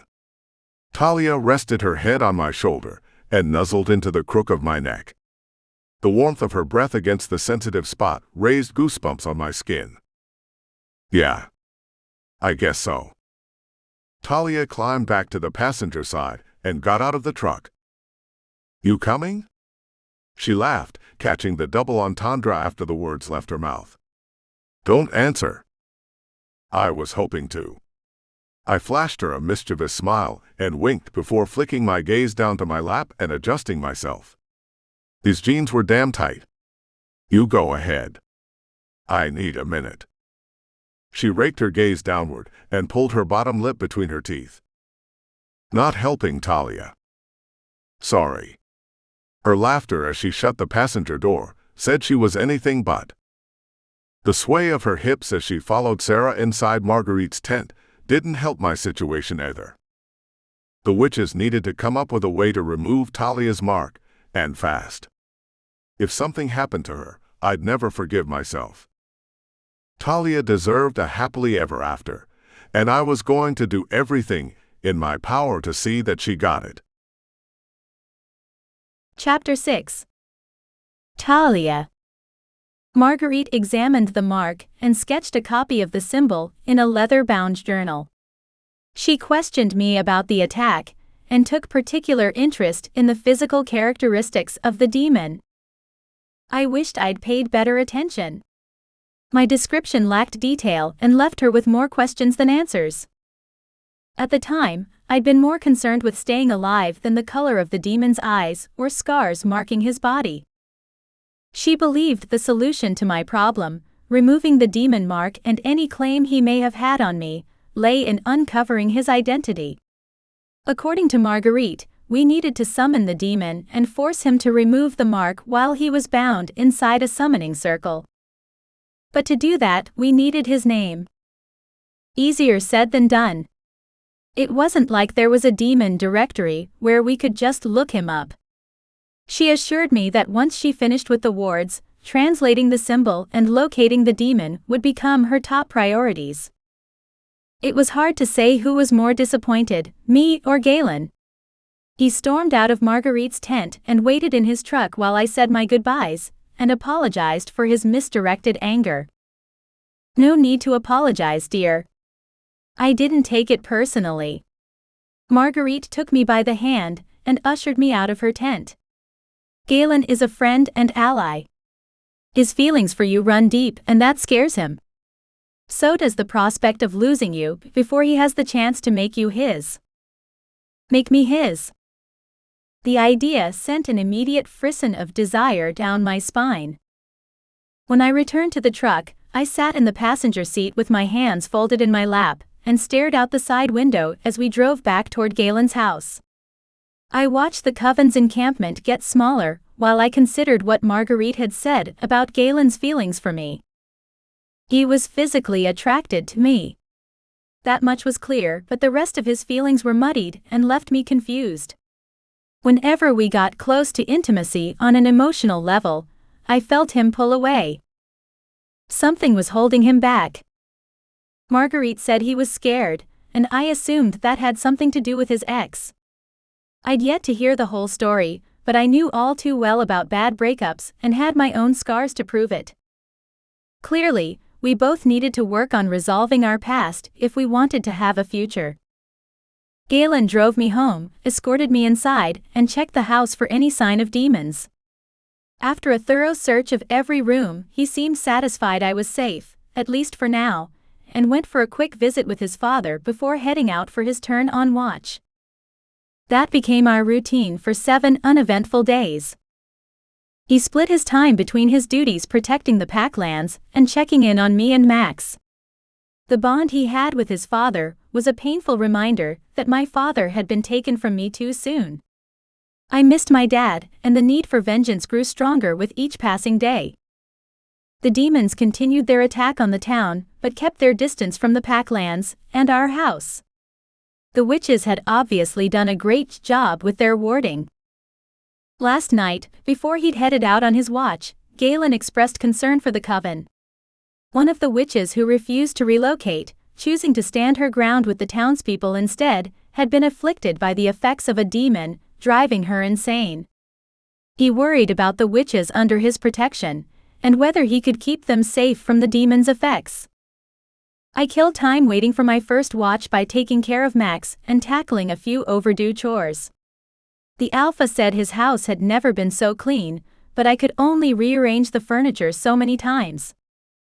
When the day for my shift on watch arrived, I was bouncing off the walls and driving Max crazy. The poor man needed his rest, and that was hard to come by while I was dragging a love seat from one side of the living room to the other. "Talia!" he called out from his bedroom. I cringed at the slight annoyance in his tone and went straight to his room. "Yes, Alpha? You need to calm down a little. I know you're going stir-crazy in here, but don't you have a watch shift tonight?" I nodded. "Yeah. I do." "Great," he said with a grin. "How about you go for a walk? Or something?" He was as ready for me to get out of the house as I was. I chuckled. "Yes, Max." I was tying my sneakers when Galen walked in through the back door and set his keys on the kitchen counter. "Hey there. I thought you would have headed out already." "I'm leaving in a few minutes." Erica offered to walk with me. I tossed my phone and keys into my bag and hitched it over my shoulder. "Your dad's awake." I just checked in on him and let him know I was leaving. A knock on the front door had me smiling. That must be Erica. I made my way through the kitchen and living room, heading for the front door. Galen cut me off mid-stride. "Let me check." He strode to the window, pulled back the curtain and peered outside. His posture softened, and he offered a quick wave before closing the curtain. "It's Erica." He was more protective than usual. Marguerite hadn't made any progress on deciphering the symbol, which meant we still hadn't learned the demon's name. Galen was worried something would happen to me before she figured it out. I was worried he had too much on his plate and was spreading himself too thin. It was a vicious cycle. "I'll see you tomorrow." He looked so worried, I stepped up to him and cupped my hands around his face, before pulling him in for a quick kiss. "Make sure your dad finishes his protein shake, please." "It tastes like chalk," Max called out from his bedroom. "You're going to drink it anyway and quit eavesdropping," I called back. Galen chuckled and shook his head. He trailed his hand down my arm, taking my hand in his, and tugged me back for one more kiss. "Be careful, okay?" Erica knocked again. "You coming?" "I'm always careful." I smiled and bounded for the door. "I'll be fine?" "Stop worrying." "I don't think I can." "Not where you're concerned." He was making it almost impossible to leave, but I managed to blow him a kiss and close the door behind me. "Come on, let's go. We're going to be late, and Marcus is going to be pissed." "Sorry," I said as I jumped off the patio and walked alongside her at a hurried pace. Galen came by to check in on his dad, and we got to talking. "You mean Galen came by to check up on you?" Erica jabbed me with her elbow and laughed as we marched toward the meeting hall. "That too." I sighed. "Hey, I was just kidding around. It's pretty obvious Galen's got it bad for you, but no one holds that against you." "Well, there's probably some single ladies in the pack who might." Erica snorted when she saw my scowl, and tried in vain to rein in her laughter. "Great," I grumbled. I didn't like the sound of any other woman being interested in Galen. It raised my wolf's hackles and made her distinctly uneasy. Marcus was waiting for us when we reached the town hall. He glanced at his watch. "You're late." "Blame Galen?" Erica winked and jerked her head in my direction. I groaned and glanced away into the forest. The two of them shared another laugh at my expense. The ribbing didn't bother me. I'd experienced worse from my old Alpha, the man who would have been my father-in-law if I'd married Maddox. Besides, I knew that it was all in good fun. Erica and Marcus were just joking around. I need you on the south side. He indicated a box next to the front door of the town hall, where we could leave our clothes if and when we shifted. Go on, get out of here. So, how do you want to do this? I spoke with Erica, not rushing to undress since we hadn't yet decided our plan of action. If we split up, we'll cover more ground. I'll head west and you can run the line east. Erica bent her knee and raised her leg back, hooking her hand on her foot, and stretched out her hamstrings. We both opted for 2 legs and not 4, making communication easier if we came across something suspicious. I slid my cell in the phone slot of my leggings and tucked my purse into the clothes box with my sweater. Check in 15? Erica set a timer on her phone, stowed it away inside her sports bra, and took off in a westerly direction. I pulled my phone back out and set the timer before I headed east. The pack's property was beautiful, having just the right amount of pasture and wooded areas to create the perfect habitat for wolves and small prey. No wonder my old alpha had been so desperate to steal the land from Galen and his father. He'd been a terrible steward to the lands owned by his pack during his tenure as alpha, and needed better hunting grounds. What my former pack needs is a better alpha. Leaves crunched on the forest floor just outside the property line to my left, followed by the snap of a branch. I smelled her before I saw her. Natasha. She was my best friend Celia's older sister. We'd kinda grown up together, but Natasha didn't love me the way Celia did. Natasha's wolf breached the boundary. She bared her fangs, snarling as she squatted back on her haunches. Then she launched, going straight for my throat. She'd wasted the element of surprise with all the noise she'd made tromping the woods. I was ready for her attack. I clocked her with a roundhouse kick to her ribs, knocking her out of the air and onto the ground with a meaty thump. She pushed herself onto all fours, but she favored her right front paw when she circled around me, testing for weakness in my defenses. She should have been thinking about her own. I kicked her injured paw hard enough to elicit a yelp, and punched her upside the ear. She dropped to her belly, lowered her head, and whimpered her submission. What are you doing here, Natasha? I rested my hands on my hips. We clearly can't have a conversation like this, so go ahead and shift back. Natasha shifted from the sleek white wolf to a 5'7" platinum blonde. I envied her curves.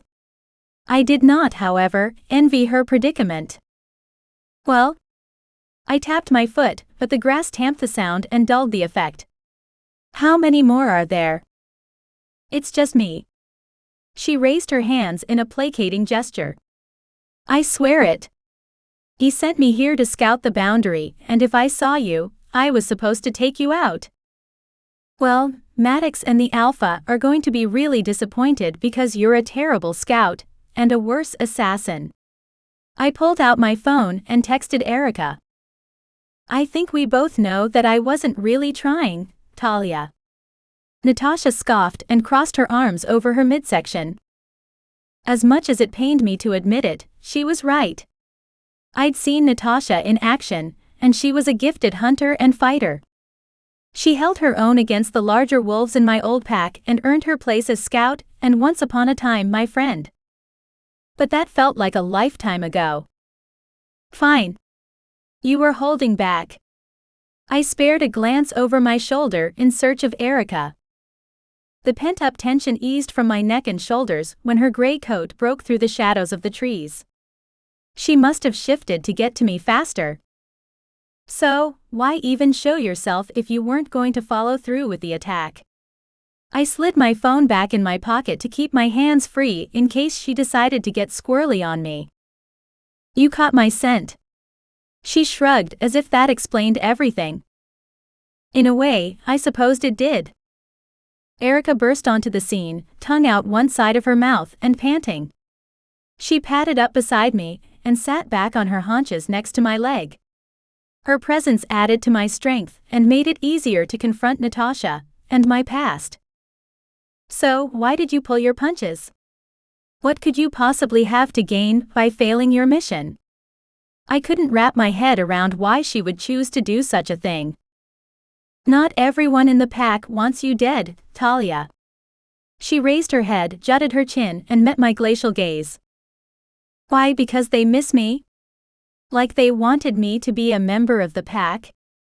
Yeah, okay, Natasha. Go peddle that bullshit somewhere else. I'm not buying it.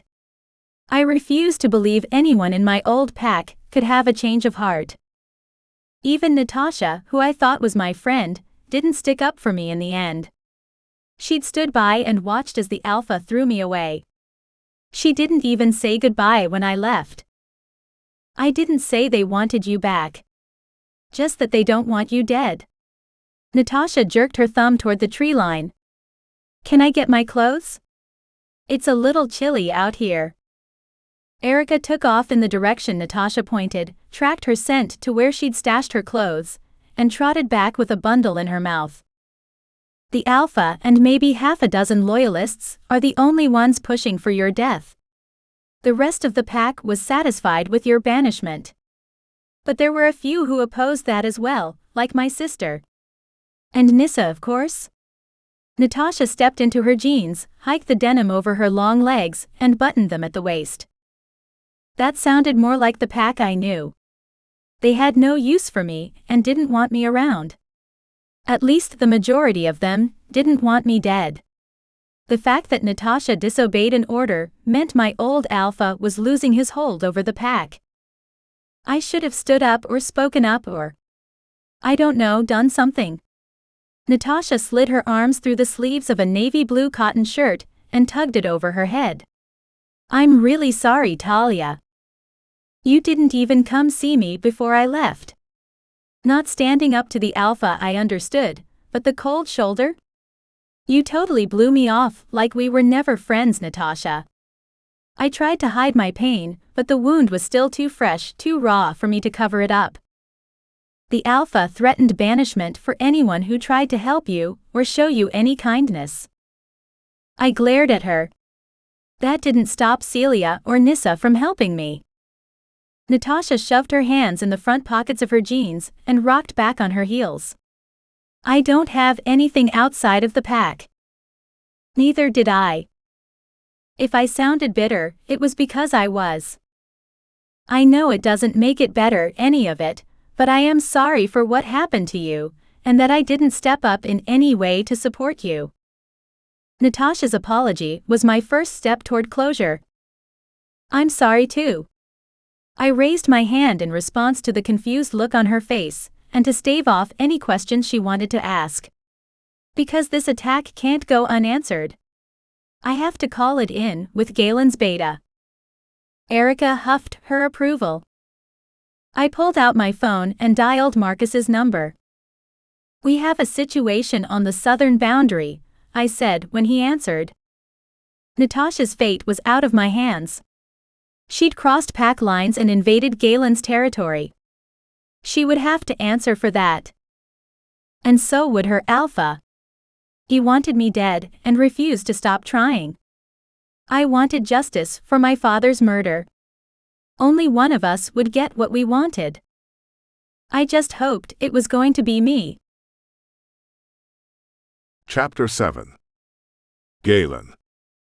What's on your mind, son? My father dug his elbows into the mattress and inched himself up into a sitting position. He was as pale as the sheets around him, and the dark smudges beneath his eyes spoke of a desperate need for sleep. Why does there have to be something on my mind? I wanted to spend some time with you. I handed him the remote from the nightstand beside the bed. I'm your father. You think I can't tell when something is bothering you? I can read you like a book. His raspy laugh turned into a cough. Okay, don't get yourself riled up. I picked up the pitcher and refilled his glass of water. I'll talk. His eyes softened, and the corners of his mouth upturned in a gentle smile. He sucked down half the glass of water through the bendy straw as I held it in front of him. It's about Talia. I set the glass back on the table and plopped down into the wooden chair beside his bed. Of course it is. He leaned back on the pillows and closed his eyes. You've never needed my advice for pack business. I ask for it anyway. Just because I don't need it doesn't mean I don't want to hear it. Good, because I have plenty left to give. Now tell me about Talia. What's bothering you? His eyes were still closed, but I knew I had his full attention. Where do I even start? I raked my fingers through my hair, tugging at the roots. She's driving me crazy, and I mean that in a good way. I just never expected to have feelings for her. Especially after you kidnapped her with a half-cocked plan to sell her back to her old pack. He wrapped his arms around his midsection and stifled a laugh. What's really unexpected is that she has feelings for you. Wow. Thanks, Dad. I knew he was just kidding around, but his words stung a little, probably because they held a ring of truth. The biggest thing standing in your way of happiness is you, Galen. He clutched one of the extra pillows to his chest, rolled to his side, and coughed until he was gasping for air. I hated seeing my father that way. He shouldn't have gotten sick. Wolf shifters didn't get sick, and yet there he was, lying in a makeshift hospital bed in his bedroom. It didn't make any sense. Nothing made sense. Not his illness, the pack territory war, the demons, or Talia's mark. I'll take your silence as confirmation that I'm right. He turned back over to face me, his eyes wet with tears from his coughing fit, and reached for my hand. You need to let go of the past, Galen. You would risk life and limb for our pack. You're going to have to risk your heart for love. Trust me, it'll be worth it, if you can bring yourself to let down that wall you've built around your emotions. Thanks, Dad. I squeezed his hand and held on a little longer than usual. I wasn't ready to let him go. You always know what to say. His grip had weakened along with his pulse.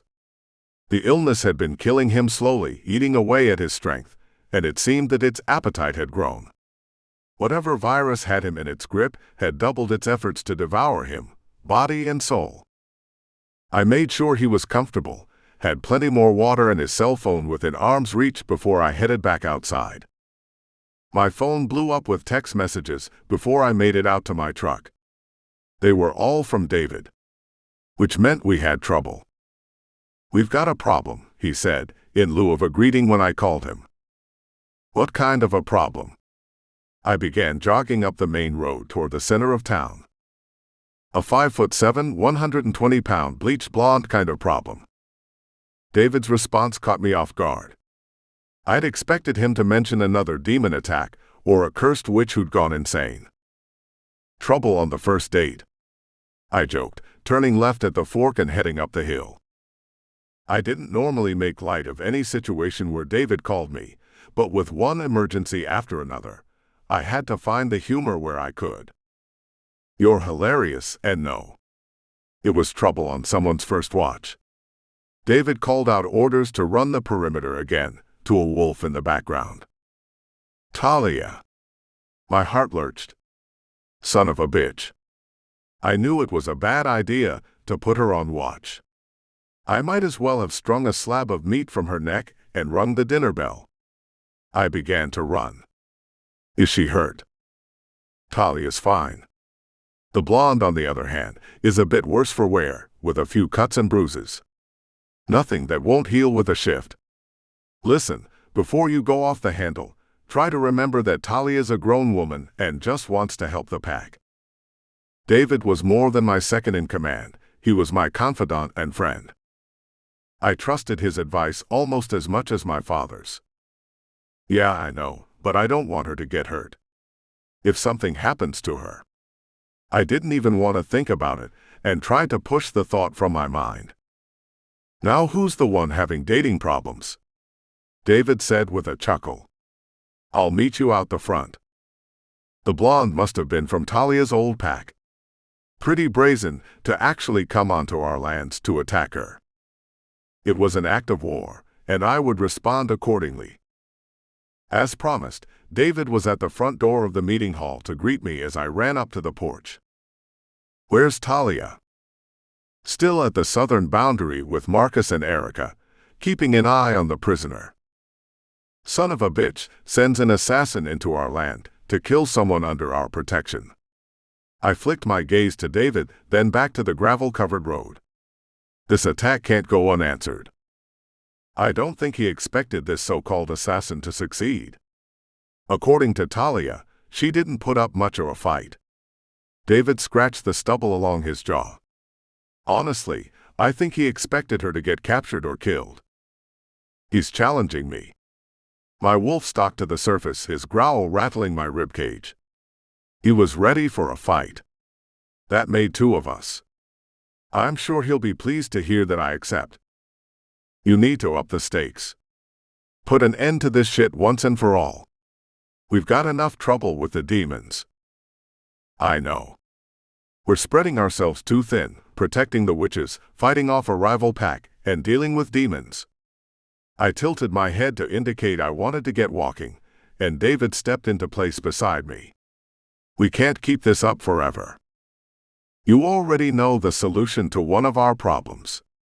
David gave voice to my thoughts. A challenge to the death. Like my father had said, life or limb. I was ready to do whatever it took to keep my pack safe. Except tell Talia my plan. She had enough to worry about with the demon mark. She needed to focus on working with the witches to get it removed. David's torch illuminated 3 people and 1 wolf near the pack side of the property markers. Talia, Marcus, a woman I assumed was the assassin, and Erica still in her wolf form. I jogged over to them, and Talia rushed into my open arms. I wrapped myself around her, holding her close and breathed her in. This situation could have turned out differently. I could have lost her. I'm fine, Galen. There's not a scratch on me. Talia returned my embrace and squeezed her arms around my midsection. It was tough to actually let her go, but in the end, I had to. Want to introduce me to your friend? I brushed a light kiss across her forehead and untangled myself from her arms. It's funny you say that. Once upon a time, Natasha was my friend. Talia's voice held a bitter edge. I hated that she'd gone through something that made her feel that her friends had turned on her. I couldn't change her past, but maybe, just maybe, I could protect her from that in the future. What are we going to do with her, Galen? Marcus held Natasha's hands behind her back, while Erica sat at attention by his feet. Well, after sending her on this little suicide mission, I'd say it's pretty clear her alpha doesn't want her back. As I started walking over to the rival wolf, Talia slipped her tiny hand in mine. I gripped her tight, enjoying the connection. Do you have anything to say for yourself? I took the assignment, but never planned on going through with it. I needed to get a message to Talia. She needed to know that the whole pack isn't out for her blood. Natasha lowered her head and averted her gaze in a show of submission. So, you're just a messenger. I stepped forward, closing the distance between us, and exerted my dominance as alpha. I'm supposed to believe that bullshit? Believe what you want. Dying by your hand is better than living under his thumb. Natasha bucked the natural instinct to submit to an alpha, raised her head, and met my gaze. The defiance only lasted a moment before she dropped her head again, but the steely determination I saw in her eyes gave me pause. If she had disobeyed the orders of her alpha to reach out to Talia, then killing her would be an unnecessary and unjustified death. Take her to the meeting house, I said to Marcus. Erica can babysit her until I decide what to do with her. I wanted to speak to Talia in private, hear her side of the story, and gauge what she thought about Natasha's intentions. David, get a hold of Theo. Take Marcus with you once everything is squared up at the meeting house, and fill them in on what we discussed in the truck. I need to talk to Talia. I waited for everyone to leave before following behind with Talia. She seemed distant all of a sudden, as if she expected to be reprimanded for what had happened on her watch. I'm not upset with you, Talia. I draped my arm around her shoulder, tucking her against my side, and felt the tension in her body relax slightly. Quite the opposite. I'm worried something will happen to you, and I won't be able to stop it. I know that's why you don't want me to take my turn at watch, but I can handle it, Galen. She held the hand I had draped over her shoulder and cuddled closer. I can't just sit around and pace the floors waiting to hear something from Marguerite. I need to do something. I know you do. I kissed her forehead and focused on walking in the dark. You have David to thank for being added to the watch, by the way. He talked some sense into me. Given the fact that your old alpha is actively sending people to kill you, would it be too much to ask that you stick with your partner and not split up? I can do that. Talia beamed a 1,000-watt smile at the news that she would still be on the watch rotation. So, what's going to happen to Natasha? That's what I wanted to talk to you about. Me. Her smile faded and her eyes widened. You want my opinion on how to handle the situation? Of course I do. I steered her around a tree and kept our walk at a strolling pace so no one could overhear us. You have a history with Natasha. One that's different from the history I have with her pack. Well, the rose-colored glasses are off. The day I left, I saw the blood and rust on the relationships that had previously mattered to me. Her cheeks flushed, and her pulse quickened with an obviously rising temper. But for what it's worth, I don't think Natasha was lying. I don't either. I can usually sniff out a lie, and her words rang true to me. I shook my head and let out a frustrated sigh. And therein lies the problem. I don't think she deserves a death sentence, Galen.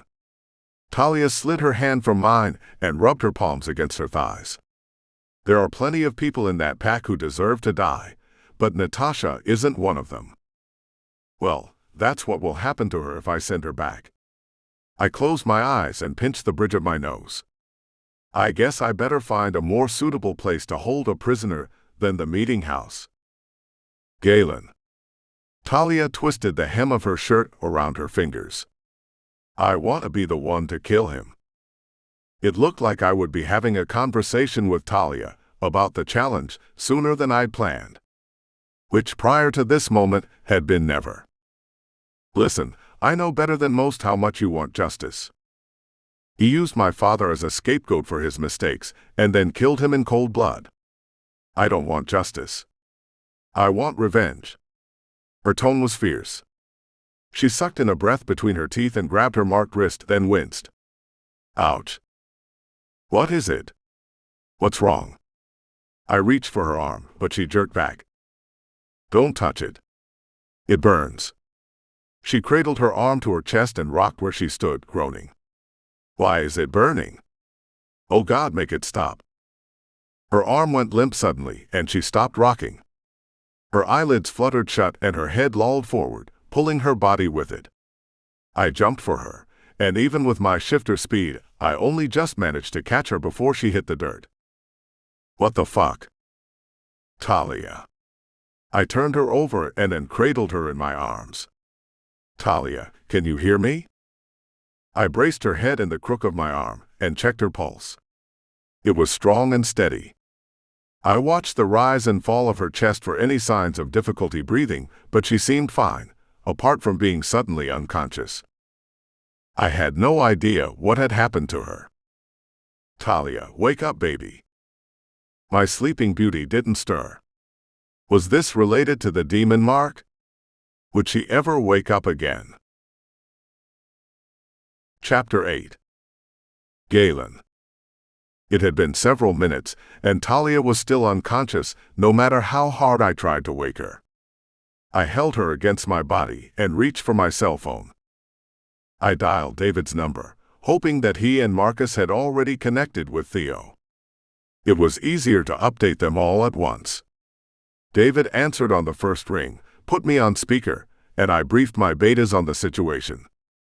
The witches better have a solution, I said. It's been well over a week since Marguerite has given any updates, and Talia is running out of time. Keep us posted, Galen, David said. I ended the call and hauled ass across the property to the coven's encampment. I ran in the direction of Marguerite's tent, skidding on the gravel and almost falling with my precious baggage.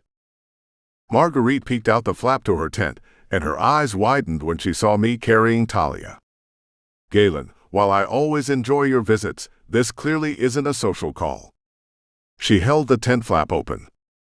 "Why don't you come inside?" "Something is wrong with her." I rushed forward, hoisting Talia's limp body over my shoulder in a fireman's carry before bringing her inside Marguerite's tent. "Oh my goddess, you should have called me immediately." "What happened?" Marguerite rushed around her tent, gathering herbs and dried flowers. "We were just walking in the forest, talking. Someone from her old pack attacked tonight, and she was upset." I adjusted my hold on Talia and cradled her in my arms. Her breathing was normal, but she still showed no signs of waking. The mark on her arm started burning. She was in a lot of pain, Marguerite, and then she just passed out. I brushed a few strands of Talia's golden hair from her face and pressed a kiss to her temple. Marguerite walked over to a bookshelf and blew on the wicks of 3 large white candles that sat on one of the shelves. The flames flickered to life. She piled chunks of charred wood beneath a small cauldron on a massive wood-planked kitchen table and lit the fire with a snap of her fingers. "How long has she been this way?" She rifled through various jars next to the cauldron, knocking some of them over in her haste to find whatever stray ingredient she was looking for. "Not long. Maybe 10 minutes. We were at the opposite end of the property. I came straight here as fast as I could. Shit. This was like Jessie all over again. Hurt and in trouble, and I couldn't do a thing to save her. Was I cursed to lose the women I loved in a violent or traumatic way? Was it some cruel twist of fate? Or karma? Set her down over there." Marguerite pointed to a cot in the corner. She grabbed a wooden spoon from a jar stuffed with utensils in the middle of the table. I did as I was told without argument or question, something I wasn't used to doing as my father's son, the next alpha of our pack. But I would have done anything she said, even bartered my soul, if it meant saving Talia. "Tilt her head back and open her mouth." Marguerite ladled her concoction into a small silver pitcher, grabbed the folds of her dress to raise the hem off the floor, and hurried to Talia's side. She poured the thick liquid from the pitcher straight down Talia's throat. "What if she chokes?" I asked. It had been years since I'd felt this helpless. Not since Jessie, and the weight of the guilt I carried in my heart ever since she died seemed quadrupled when it came to Talia. The emotions came rushing back, amplified, and threatening to pull me down through the ground to the depths of despair. I wondered if Marguerite had a potion that could make me forget certain parts of my past, or at least one part in particular.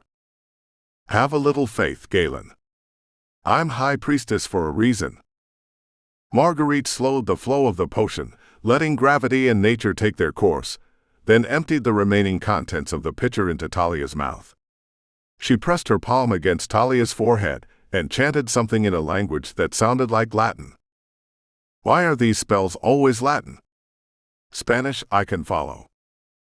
Talia shot upright on the cot, her eyes wide. She sucked in a deep, gasping breath. I rushed forward to grab her, but Marguerite thrust out her arm, blocking me from picking Talia up and crushing her to my chest. "Let the girl breathe." "Right, sorry." I gave Talia the space she needed to come to her senses fully. Seconds later, her eyes focused properly on me, and she smiled. "Galen." She took my hand, tugging me close. I sat beside her on the cot as she scrunched up her face and took in her surroundings. "Marguerite. What do you remember, dear?" The High Priestess pulled a ladder-backed wooden chair out from a small dining table and dragged it over so she could sit by the side of the cot. "Galen and I were talking." Talia turned round, sapphire eyes on me. A frown marred her brow. "And then, how did we end up here?" "It's okay. I'll explain everything in a minute. Just tell Marguerite what you do remember, all right? Then I'll fill in the gaps." I squeezed her hand to reassure her that I wasn't going anywhere, and she had my support. I don't remember anything after that. Talia shook her head, her strawberry blonde locks swishing on her shoulders. There was just burning. Intense burning, like my skin was on fire, and then it was all black. You were upset, talking about your father and wanting vengeance. You said you wanted to kill your old alpha. I directed my question at Marguerite. Is it reacting to her emotions? Let's hope not. She pressed her lips into a pencil-thin line, and her brows pinched together. Why, what does that mean? Talia swung her legs over the side of the cot and got to her feet despite my protests. What aren't you telling me, Marguerite? You're familiar with a rancher's brand on a herd of cattle. Marguerite's question was rhetorical, so she plunged ahead without a pause. A demon's brand is nothing like that. The rancher marks the cattle, and that's the end of it. But a demon, when one of them marks you, I'm connected to it. Talia turned her arm and stared down at the mark on her wrist. Right then. Cut it out like a cancer. Once you get it all, I'll shift and heal. If I thought that would work, I would have operated when Galen first brought you to me. Marguerite rested her hands on Talia's shoulders, as if to calm her growing agitation. The mark is part of the demon, and now part of you. It's an open connection between the two of you, and it grows stronger with every passing day. So remove the fucking thing, I snapped, my temper getting the better of me. You were supposed to have figured out a way to do that already. I was furious that this was the first we'd heard about the open connection between Talia and the demon. Galen, I understand that you're... No, Marguerite, I don't think you do understand. I felt my hold on my wolf slip. He was close to the surface and ready to break free. We still don't know the name of the demon that Talia is connected to. We need that name. There is one thing I can try, but I can't make any promises that it will remove the mark. Marguerite retrieved an old leather tome from a bookshelf on the far side of the room. I really don't understand witches. If there's something you can try, then why haven't you tried it already? I growled, my hands curled into fists at my side. You're under a great deal of stress, Wolf. So I'll give you a pass this time, but let me remind you that I am the alpha equivalent among witches, and deserve the same level of respect and decorum as your wolves grant you. Do you understand? The air crackled with electricity, and the lights inside her tent flickered. I recognized the flash of power in her eyes. It was similar to the change in my eyes when I shifted. Marguerite was not a witch to trifle with, and I had overstepped my bounds with someone I considered a friend and ally. Talia's gaze ping-ponged between us, worry fluttering across her face. You're right. Please accept my apologies. I dipped my head and bent at the waist into a slight bow. This isn't your fault, and I shouldn't be directing my frustrations at you. Talia released a small sigh of relief and gave me an appreciative smile. The reason I'm not throwing spells or potions at the mark with the hopes that one of them will work is because I don't want to make Talia's situation worse, which is a very real possibility. Marguerite flipped through the pages of her grimoire. But you're willing to try it now. Talia's voice cracked as she spoke. Her bottom lip quivered and her eyes watered. I wanted to scoop her up and surround her with my essence until no one could hurt her anymore. I am, yes. Marguerite set the open tome on a bookstand and went about collecting more ingredients from her stores. But you need to be willing to accept the risk. The risk? My query was sharp, despite my previous apology. Marguerite stared at me calmly. The risk that we make it worse. I opened my mouth to speak, then realized it was up to Talia to make the call. It was her body, and it had to be her choice. But she didn't need to do this alone. I'm here with you, Talia. I pulled her into a side hug. Whatever you decide. Talia closed her eyes and relaxed into me. Thank you, Galen. That means more than you realize. She took a deep breath, opened her eyes, and looked at Marguerite. Okay. Let's do it. We waited for what felt like an eternity for Marguerite to finish preparing and cooking her spell. Talia cringed as Marguerite slathered the gelatinous substance over Talia's wrist. The witch hovered her hand over the demon's mark and made counterclockwise circles while she spoke, and then repeated an incantation. Over and over. Nothing bad happened. Nothing good happened either. Marguerite released her hold on Talia's arm and took a step back. I'm sorry. I hoped this would work. You tried, I said, and I meant it. We're all in uncharted territory. We'll figure this out. I hope. This was another failed experiment and another setback. At the rate things were going, Talia would be claimed by the demon, and I would lose her forever. Or maybe not. What about Darius? I turned to face Talia and rested my hands on her shoulders. He told you he knew how to remove the demon's mark, didn't he? Yes, but... Then we should call him. See what he has to say. I pulled my phone out of my jeans pocket and scrolled through my contacts list in search of Darius. Galen, I don't want to call Darius.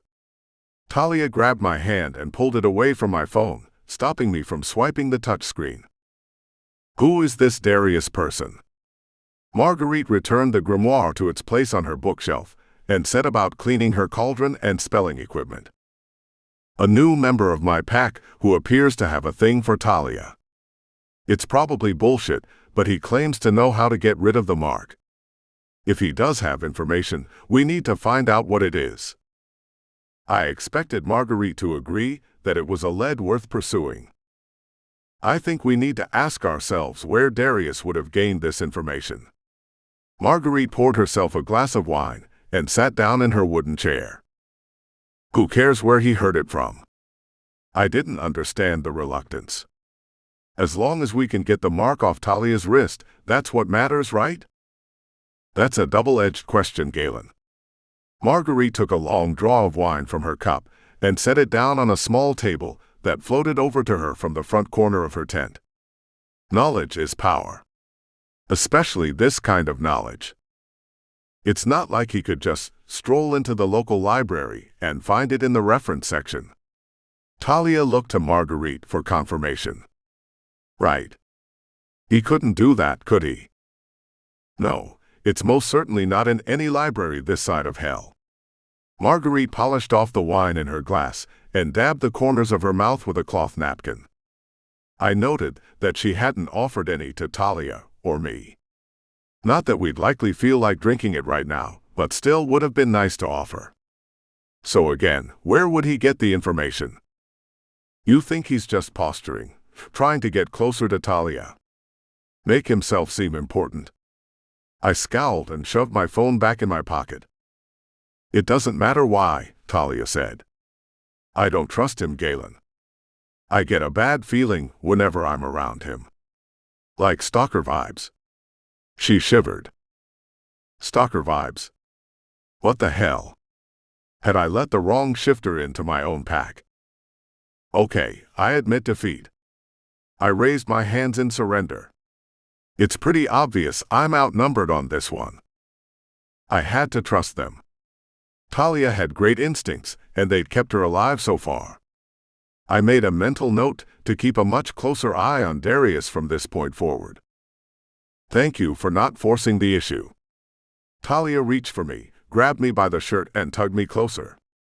Then she pressed a kiss against my lips. It was sweet and simple and perfect. We lingered over the kiss, which felt so gentle, and yet incited so much emotion in my chest. Eventually we pulled apart, and her gaze connected with mine, promising so much. If we could only get past our current crises. So now what? I felt like we were back to square one. I think we need to convene with an expert in demon matters. Marguerite looked like she'd sucked on a lemon. A dark arts practitioner or a dark witch. A dark witch? They summon demons. The odds of a black witch being responsible for raising the demon that marked Talia were high. and now we needed their help.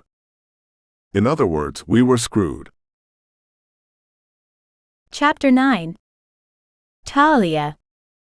Despite everything going on, Galen kept his word and left me on the rotation for watch duty. I looked forward to my shift each time.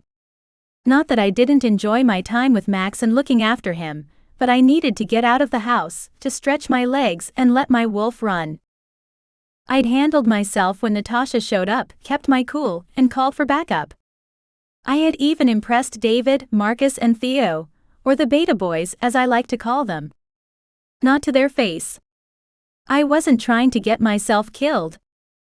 There were enough people trying to do that already. David scheduled me for an additional watch, upping me to 2 per week. Which still left plenty of time for Max. And Galen.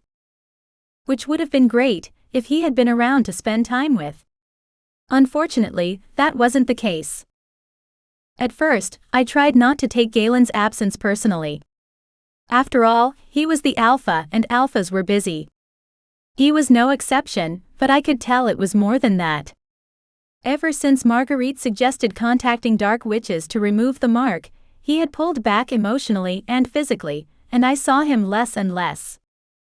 He even started sleeping at his apartment in town above the bar, even though he'd closed his business weeks ago due to all the pack drama. But at least he couldn't avoid me when he came to see his father. A few of the women in the pack stopped by the house to introduce themselves formally and invite me to be a member of the events committee.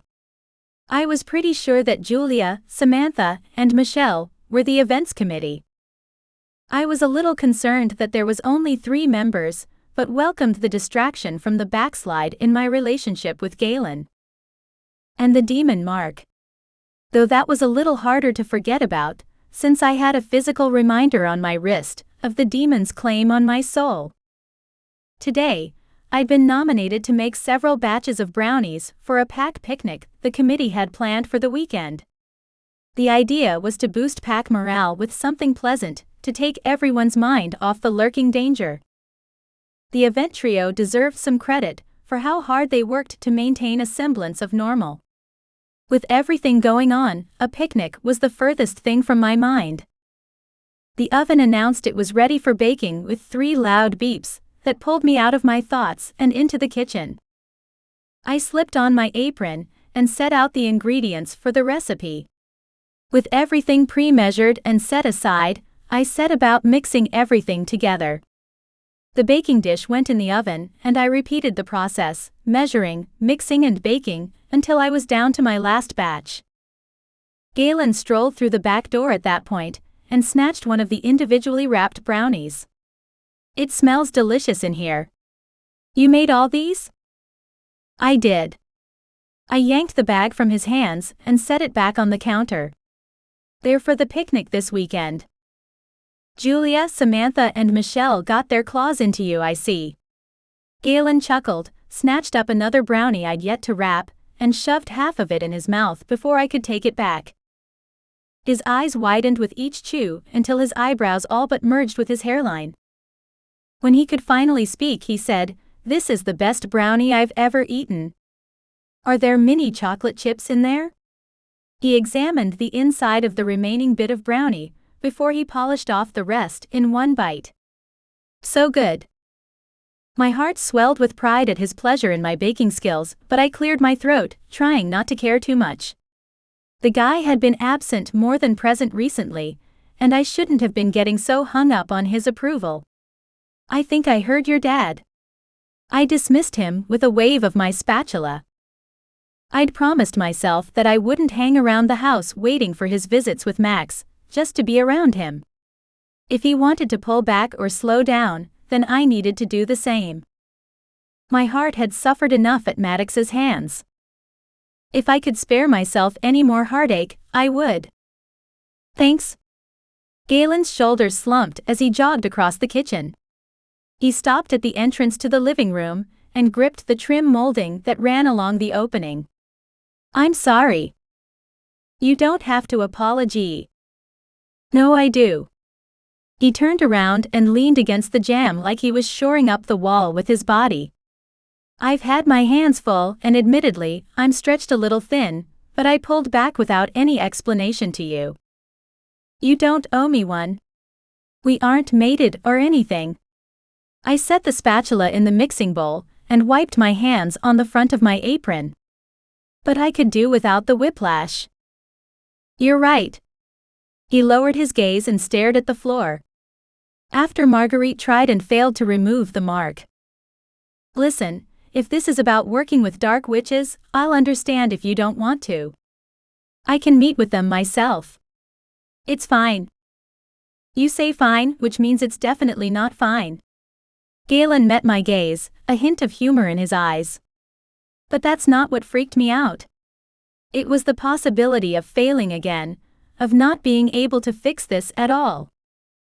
Nobody is more scared of that than I am, but I don't have the option of hiding from it.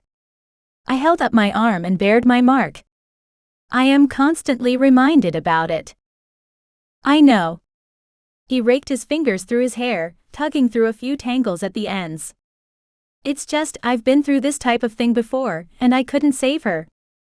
I backed off from you in an effort to save myself from more pain, but not being with you hurts. Galen, I don't need a hero. I need a friend. Someone I can count on, who isn't going to disappear on me when things don't go the way they planned. Life can be messy and painful, but I need someone who can be there for all of it. If you can't do that, I'll understand, but I need to know now. I wasn't sure who was more surprised by my ultimatum, Galen or me.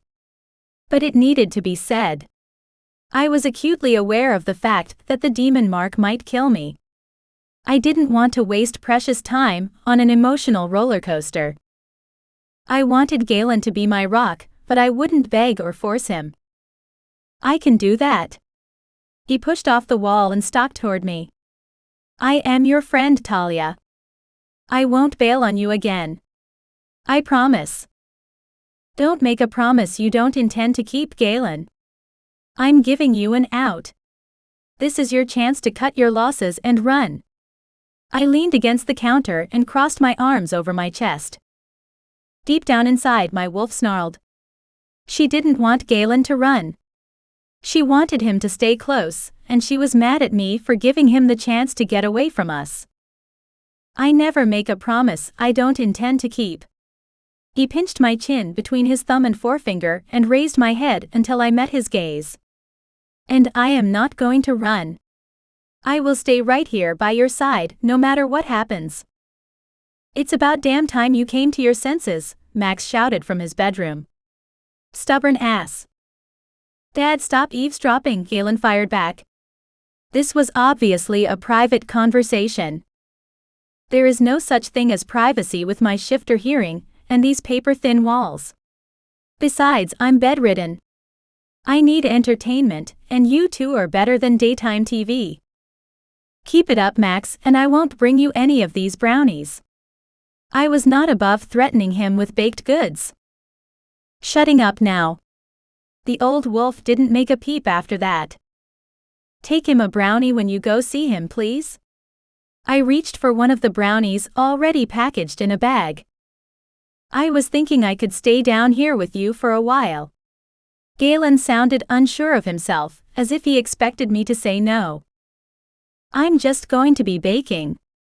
It's fine. Go visit with your dad. You said fine again. One corner of his mouth curved up into a lopsided grin.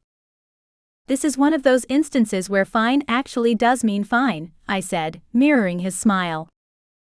And how exactly does one know the difference? He asked with a laugh, but I suspected he was only half joking.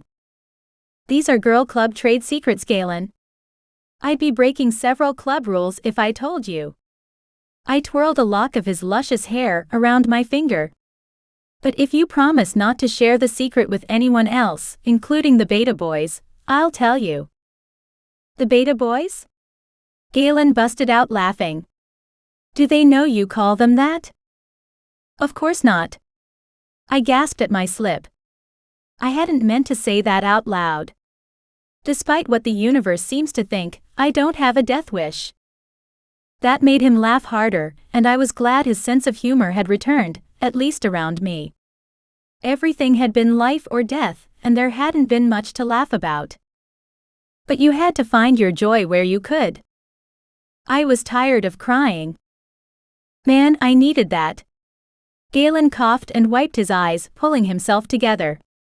How about I give you a hand with the rest of the brownies? Do you even know how to bake? I asked, unable to hide the skepticism in my voice. Maddox had been useless in the kitchen, and had zero inclination to improve. He'd been more into traditional roles when it came to tasks around the house. Of course. Galen slid the cookbook in front of him and sorted the ingredients. He mixed and measured with the ease of someone proficient in the kitchen. I'm impressed. I pulled out a chair from the kitchen table and sat back to watch him work. There was something incredibly sexy about a man who knew his way around a kitchen. I swooped in when he removed the bowl from the electric stand mixer and dragged my finger through the batter for a taste test. Galen grabbed my hand and wrapped his mouth around my finger down the knuckle, sucking it clean. Delicious. He ran his tongue around the tip of my finger once more, for good measure. You'll just have to wait until they're ready. Okay. I wobbled back to my seat on suddenly jelly-like legs. He poured the batter into a glass baking dish, slid it in the oven, and set a timer. 20 minutes. How on earth will I pass the time? He patted across the vinyl floor toward me with a look in his eye, like a predator stalking its prey. My senses immediately heightened, heat pooling between my legs, as it always did when Galen showed his desire for me. He bent down and brought his lips close to mine, but waited for me to close the distance and initiate the kiss. I ran my tongue along his lips, deepening the kiss when he opened his mouth to me. The passion between us flared, and for long minutes I lost myself in his delicious kiss, until Galen eventually pulled away. I almost whimpered a denial, until he grabbed me and hauled me close against his obviously aroused body. I needed him, and soon. But now was not the time. Especially with his father only a room away. I allowed a moment longer to enjoy the hard heat of his flesh against my belly, then shot him a wry grin and shook my head. How about a movie? I wanted to make love to Galen, but my first time was not going to be on a kitchen table, with an audience listening in from the next room. He sighed as if hard done by and leaned forward to kiss my lips softly. His expression said he knew why I'd stopped, and reluctantly agreed. Sounds like a plan. The brownies were done, and we were curled up on the couch with a bowl of popcorn and an old monster movie marathon playing on the TV, when Galen got a call. It's one of the beta boys, he said as he picked up his cell. His snicker at the nickname I'd come up with was cut short when David shouted on the other end of the phone about a full-fledged attack from the Northwood pack. We could hear growling and snarling in the background. Both Galen and I jumped to our feet. Fucking assholes never quit. The wards near the main entrance to the pack lands were down, and several wolves had been injured. I shoved the bowl of popcorn onto the coffee table and shut off the TV. Galen was already in the kitchen searching for his keys. We could run, of course, but we'd get to the pack's border a lot faster in Galen's truck. And that way, we could conserve our shifter energy for fighting, if we needed to. Let's go. Galen said brusquely. Galen pulled the truck forward, cut the wheel hard to the left, and hit the gas.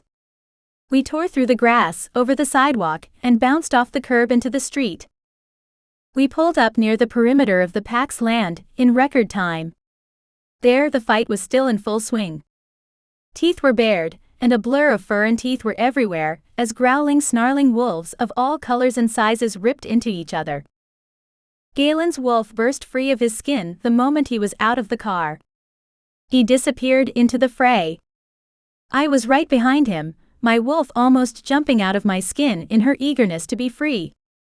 The Northwood pack had Galen's pack outnumbered, but not overpowered. Maddox and his father generally filled their ranks with weaker wolves to ensure they weren't challenged and held on to the seat of power. Galen's strategy was the opposite. He was confident in his own ability to hold leadership, and therefore welcomed strong wolves and independent thinkers. His pack was better for it. Especially in a situation like this. Galen's wolves rallied when they saw him and fell into formation. They attacked as a group and tore through wolf after wolf from the Northwood pack. Maddox howled, calling for his men to retreat. He left the wounded for Galen to deal with. It looked like the meeting house would serve yet another function besides a prison, emergency room. A lesser alpha would have left the enemy wolves in the field to fend for themselves. Or killed them once and for all. But not Galen. His good nature and leadership based on morality were just a couple of the things I loved about him.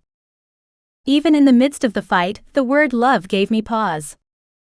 After years of associating the word with Maddox, it felt strange to think it in the same sentence as another wolf. But there wasn't another word in the English language to describe the feelings I had for Galen. I was falling in love with him. I made a promise to myself to tell him how I felt if the demon mark was able to be removed.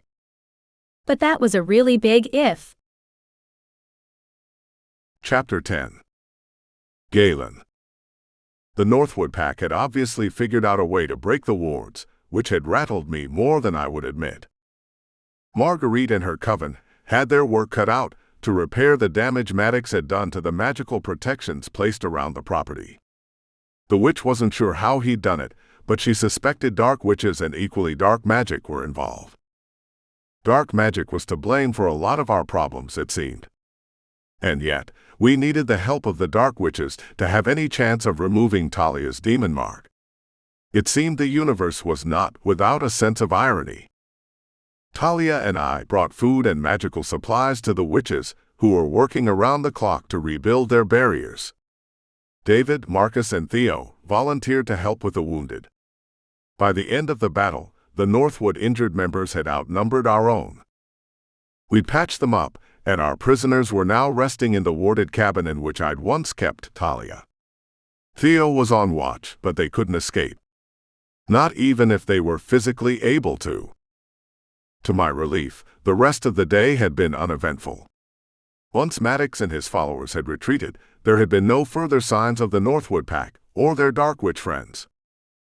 The next day was the day of the picnic, and despite everything going on, I decided to allow it to go ahead. The pack needed something positive to enjoy at the present time. I'd considered canceling the event, but in fact it was Talia who convinced me it would be good for the pack to come together. Even something as simple as a pack picnic might lift morale. She was right, of course. Julia, Samantha, and Michelle had roped Talia into helping, and she'd baked enough brownies to feed an army.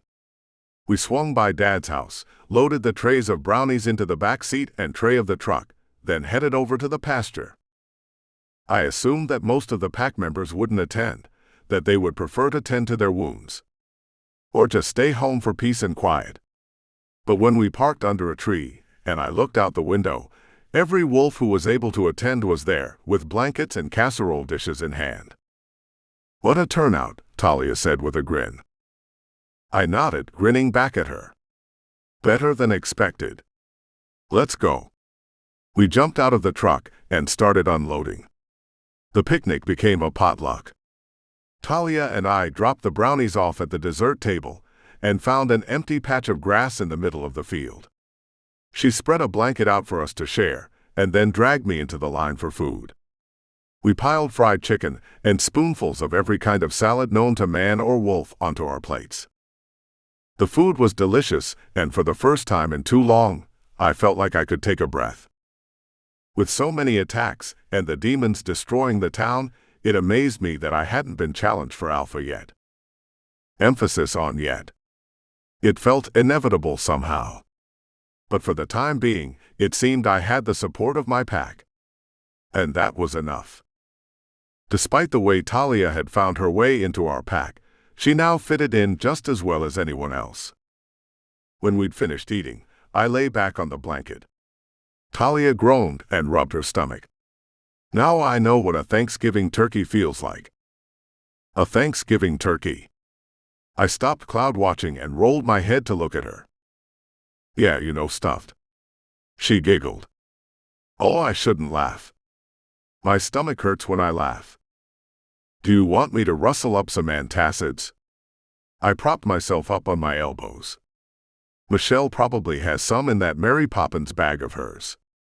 She's got everything else in there. She's kind of a den mother, huh? Talia watched a group of kids running around the field playing a game of tag. Yeah, I think it just happens naturally after you've raised 6 kids. I lay back down, tucking my hands under my head. With her kids grown, she's pretty much just adopted everyone in the pack. She's sweet. Talia lay down and curled up beside me, resting her head in the crook of my shoulder. One of her hands curved possessively on my chest, and I found that I liked it. I placed my hand over hers, keeping it there. That she is. The sun on my face and the warmth from Talia's body pressed against mine lulled me into a much-needed nap. We'd invited Marguerite and her witches to join us, if and when they could. She agreed to send them in shifts so that they could rest and recharge. When I woke, Talia sat up and rubbed her eyes. She'd obviously been sleeping too. Oh, there's Sarah, she said, pointing to the young witch she'd made friends with. Oh, hi, you two. A weary smile fleetingly appeared on Sarah's abnormally pale face. You okay? I asked her. She put her hand up to her forehead as if she had a headache and swayed where she stood. Yeah, I'm okay. I'm a bit tired. That's all. Talia met my gaze and suddenly seemed as worried as I was. She jumped to her feet and took Sarah over to the table to get some food. But there was something off about the witch, and whatever it was couldn't be fixed with anything we were serving at the buffet. She barely touched the food. Talia set Sarah up on a chair a few feet away from our blanket, and then hurried over to whisper to me. I think we need to call Marguerite. We need to do more than that. I got up and dusted off my hands, concern churning in my gut. We need to search for the goddamn demon. She's cursed, isn't she? I think so. Talia frowned and nibbled at her lip. I'll call Marguerite. You find David. She already had her phone wedged between her ear and shoulder. I spotted David walking away from the dessert table with a plate piled high with baked goods and called out to him. He turned, half a brownie protruding from his mouth, and waved. I pointed to Sarah, who'd gotten out of her chair and was now staggering through the field in a haphazard manner. What in the actual? He dropped his plate and rushed over to me. I guess one day of solace was too much to ask. I slipped an elastic tie off my wrist and secured my hair back out of the way. She's cursed. I'm starting to think we all are. Neither of us laughed. There was some truth to David's joke. All things considered, the idea that the pack had been cursed wasn't an unreasonable conclusion. It made more sense than anything I could come up with for all the crap we'd dealt with lately. You keep an eye on her. I'll get Marguerite. David nodded and followed Sarah around the pasture. She wasn't really doing anything wrong, but she looked unwell. Talia rushed up to me. Marguerite's on her way. Some of my pack members were staring at me now, concern written in the lines of their face. I smiled and waved, wanting them to continue to enjoy the day while they could. It wasn't their fault that I couldn't go an hour without thinking of the demons that plagued us, or the wolves that wanted us dead so they could take our land. We waited for Marguerite to arrive, and when she did, she came with 3 other witches. Where is she? Marguerite asked. I pointed toward the food tables, where Sarah was now pushing David away from her. Over there. She is not herself. Marguerite sighed. Half my coven is under the influence. That's the real reason I couldn't send most of them here for the picnic. They're under house arrest. I groaned and ran my hand through my hair. It's the demons, isn't it? She nodded. I don't know how my witches became infected, but I'm doing my best to keep them safe until the effects wear off. I crossed my arms over my chest. I appreciate that, thanks. The witches who'd gone insane in town due to demon influence had turned the whole place upside down. I'll take Sarah back and lock her in her tent. I watched Marguerite gather Sarah up, and the coven members left.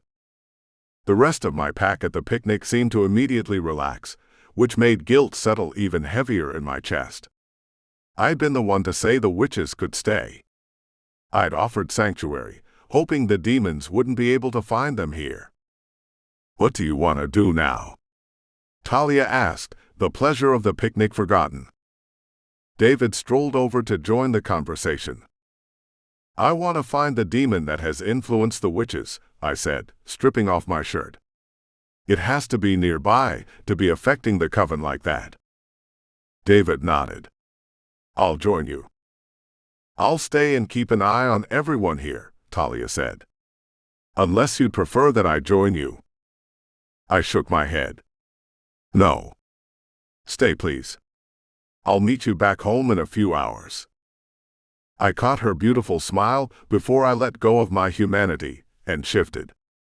David joined me in wolf form, and we went in search of the demon. David and I ran the property line together, taking extra care to check out the areas that had known weaknesses remaining in the wards. There were a lot. Less than half of the wards had been rebuilt, and it was unlikely any more repairs would be made if the witches were being influenced by a demon running loose on Packland. They needed every ounce of their magic to protect themselves until we found the creature. And that wasn't looking good. We ran the length of the property again with Marcus and Theo. Then Marcus split his group of 12 wolves into 4 smaller groups and marked off quadrants for each group to search more thoroughly. There was no sign of the demon anywhere. If I hadn't seen the cursed witch for myself, I wouldn't have believed a demon had made it onto the property. I found it hard to believe the demon had cursed a few of them and left. The demons in town cursed as many witches as they could find. He wouldn't have had to look very hard. There were plenty of witches on the property. Hours went by, and we came up empty-handed. There was no scent trail to follow or physical sign of a demon's presence anywhere.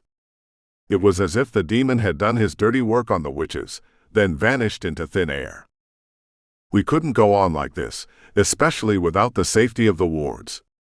The pack and the coven were vulnerable. I had to do something. I shifted not far from the coven's area and spoke to my protective detail of wolves. Go home, those of you who aren't on night duty, and get some rest. I'm going to speak to Marguerite. They headed off and I ducked into one of the bachelor cabins and grabbed a pair of jeans. Most of the pack wouldn't care if I turned up for a meeting naked. The witches would. When I knocked on Marguerite's small cabin, she opened the door immediately. Did you find anything? I shook my head. Nothing. Shit. She groaned, putting both hands on her hips as though she were pissed off at my incompetence. I agree. I took a deep breath. So, despite the fact that this goes against everything I believe, would you please set up a meeting with a dark witch? Marguerite's eyes widened. Are you sure? I know it's not what you want to do. I nodded. Yes, I'm sure. Desperate times call for desperate measures. And this is becoming desperate times. And if Marguerite was right, the dark witch may be able to help Talia as well as the pack. Chapter 11. Galen. Contrary to popular belief, wolf shifters are not immortal, just hard to kill, unless you're a crazed witch armed with tainted and powerful magic. That seemed to be enough to level the playing field. The demon's curse spread through the coven like wildfire. More and more witches became infected, and 2 had been crazed enough to attack members of our pack. They used magic to snap bones and cause massive internal injuries. Luckily, the wolves who'd been attacked survived. Unluckily for the witches, those attacks didn't end well for them. My wolves retaliated and killed them both. It was horrible, and the unease that had existed between the wolves and witches grew into outright hatred. My pack had been under attack from the Northwood pack for weeks, before the demons began to intensify everything. When the witches I'd let into our pack began to attack us as well from the inside, it felt like that was the last straw. My alliance with Marguerite and her coven hung by a thread after the two witches were slain. It hadn't mattered to most of the coven that the deaths were the result of self-defense and an unprovoked attack by insane demon-cursed witches. A dead witch was a dead witch in their view, and that fueled anger on both sides. I couldn't help but wonder if their reaction had something to do with their affliction. If they hadn't all been affected by a demon curse to some degree, would they have been more understanding? I like to think so. At least where Marguerite was concerned. She was a level-headed and practical witch. I liked her. Surely, she couldn't expect my wolves not to defend themselves when attacked, even if the attacker was under the influence of a demon curse. I spent the morning as I had done for days now, running the perimeter, grateful the witches, still unaffected by the curse, had agreed to continue their work on repairing the wards after the pack retaliated against their sisters. There was still no proof that the demons had breached the property line. So how did they get in? Something told me that when I found my answer, I'd find one for Talia too. All our problems were connected, and I had a terrible feeling her mark was at the center of everything. Running in wolf form was the only thing that took my mind off Talia's demon mark, so I picked up extra shifts on watch throughout the week. Tonight, the full moon was covered by clouds, but I felt her silvery pull just the same. My wolf shifter ran faster, around a tree and into the field where the picnic had been held. It hadn't been that long ago, but it felt like a lifetime. And yet tonight, in the light of the moon, my heart lifted. What a magnificent evening! I raised my snout and sniffed the fresh breeze as I trotted forward across the grass, then quickly lowered it again when I caught the scent of something not of nature. Out of the corner of my eye, I saw something move. I turned to see a witch charging across the open field, her long blonde hair flying behind her like a long ribbon in the wind. My instincts sent a growl of unease through my chest, and I skidded to a halt, hoping to stay out of her way. But she wasn't trying to avoid me. Quite the opposite. She blasted me with a bolt of magic that sent me tumbling ass over tail. She raised her hand and fired again. Fuck. I rolled to the right and narrowly missed getting shot in my hindquarters. When I had all four paws on the ground, I ran for it, cutting across the field in a zigzag pattern. As I hoped, it proved harder for her to hit a moving target. Somehow, I needed to circle back and subdue the witch without killing her. Easier said than done when my best defenses were sharp teeth and claws. Still, Marguerite and her coven would not forgive any more casualties, and we needed their help as much as they needed ours. Even with the witch affliction reaching the pack lands, less witches had been infected here than in town. We hadn't seen signs of another demon. The same couldn't be said for anyone living in town. I couldn't afford to make a mistake and hurt the witch hurling magical balls of death at me from behind. Shit. Shit. Think. What do I do? I had to wear her down and lure her back to the coven encampment and Marguerite. It was a good plan, but it had one tiny flaw. She needed to follow me. The witch didn't seem to be all that interested in chasing me any longer. She wasn't running after me, and she was staring off into the distance in the direction of the town. Fuck. Why would she chase me when there were wolves all over the property that she could attack, probably more easily than me? Unfortunately for her, they would attack back.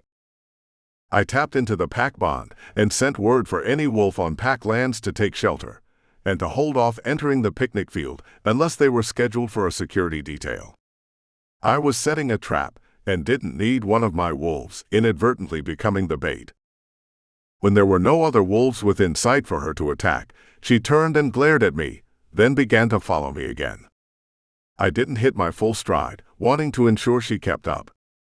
But that proved to be a mistake. It turned out witches were faster than I expected. Or at least this one was. She ran up beside me, leapt onto my back, and grabbed fistfuls of fur. Pain ripped into my flesh and I tried to shake her off, but she dug her heels into my side and held on. She twisted her fingers deeper into my fur, until she touched skin, and lit me up with a lightning spell. Every cell in my body was in pain. I collapsed to the ground, writhing in pain with her still on top of me. Oh my God. I'd underestimated my opponent. That could be the last mistake I ever made. The witch leapt to her feet, brushing the dirt and grass from her clothes. She lifted her arms and wriggled her fingers, clearly readying herself for another spell. I tried to get up, but my legs shook and I couldn't get my paws under me. The lightning bolts she conjured sizzled in her hands, but instead of shooting them out and killing me straight away, she held them for a moment at her fingertips. I'd made an error earlier. Now so had she. I wasn't going to lie here and let her kill me. I seized the opportunity and launched at her, clamping down on her forearm and sinking my teeth into her flesh. I didn't want to kill her, but she'd survive one bite. The lightning fizzled out and she screeched in pain. At the first tang of coppery blood on my tongue, I released her arm. I gathered enough strength to make a final run for the coven, got to my still shaking legs and took off. She howled and raced after me, but I wasn't going to let her grab me this time. I put everything I had into this run. My heart pounded, and pain screamed in every part of my body, begging me to stop. You stop and you'll die. Just keep moving. As we reached the encampment, the witch fired multiple shots in my direction. I kept running, weaving through the tents scattered about the grounds. The tent flaps opened, and when I finally reached the cabin where Marguerite lived, her door opened, and she rushed out, just as I collapsed on the porch steps. The woman ran toward us. Marguerite stood in front of me, putting herself between me and the crazed witch. Lighting magic shot our way, but Marguerite put up her hands, creating some sort of magical shield. The rest of the coven who'd appeared from various tents grabbed the blonde witch and held her down. She screamed like a banshee, writhing and fighting against their braced arms. Sarah raced out of her house and joined them, holding a large potion bottle. Marguerite took the potion bottle and chanted in a language I didn't recognize, while she poured the purple potion over the blonde witch's face. The woman, who'd moments ago been dead set on killing me, stopped screaming, then passed out, collapsing in the arms of one of her coven members. Marguerite ran her hand through the blonde witch's hair, spoke to the others, and they carried her away. I gaped at the high priestess. What was she doing? Sedating her witch? Or curing her? That was beyond her abilities, surely? I shifted back, wanting out of my pain-racked body and needing my vocal cords back. My human body came back to me, but the pain was still there. Not as bad, but damn. I shuddered as I got to my feet and stretched out my back, hoping to be able to soothe some of the quivering muscles. Sarah came over to me, a pair of jeans in her hand. She glanced away. I conjured these for you. Thanks, I said, grabbing the jeans and managing to slide my aching legs into the pants, before collapsing to sit on the steps once more. Fuck, that hurt. Sarah twisted around to stare at me. She got you? I nodded. Oh yeah. I'll be right back. She raced off into her cabin, then came back a few moments later with a small vial of red liquid. This is for the pain, she said. It should help. I didn't even ask what was in it. I just tossed it back, wincing at the strangely grass-like flavor. Immediately, the pain of the lightning attack began to subside. I groaned with relief and sunk deeper down on the stairs. Thank you. That's heaps better. Marguerite had gone with the witches to put the blonde somewhere, so I took a minute to get my breath back. I'd made it without killing the witch, and everyone had seen me show restraint. Hopefully, that would help to repair some of the rift between the pack and the coven. So, you're feeling better then? Last time I'd seen Sarah, she'd been under the effects of the curse too. Marguerite managed to stave it off before it fully took hold, she said.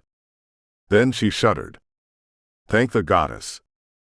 I opened my mouth to ask more when I heard a shout. Galen. It was Talia. I sat up to look for her.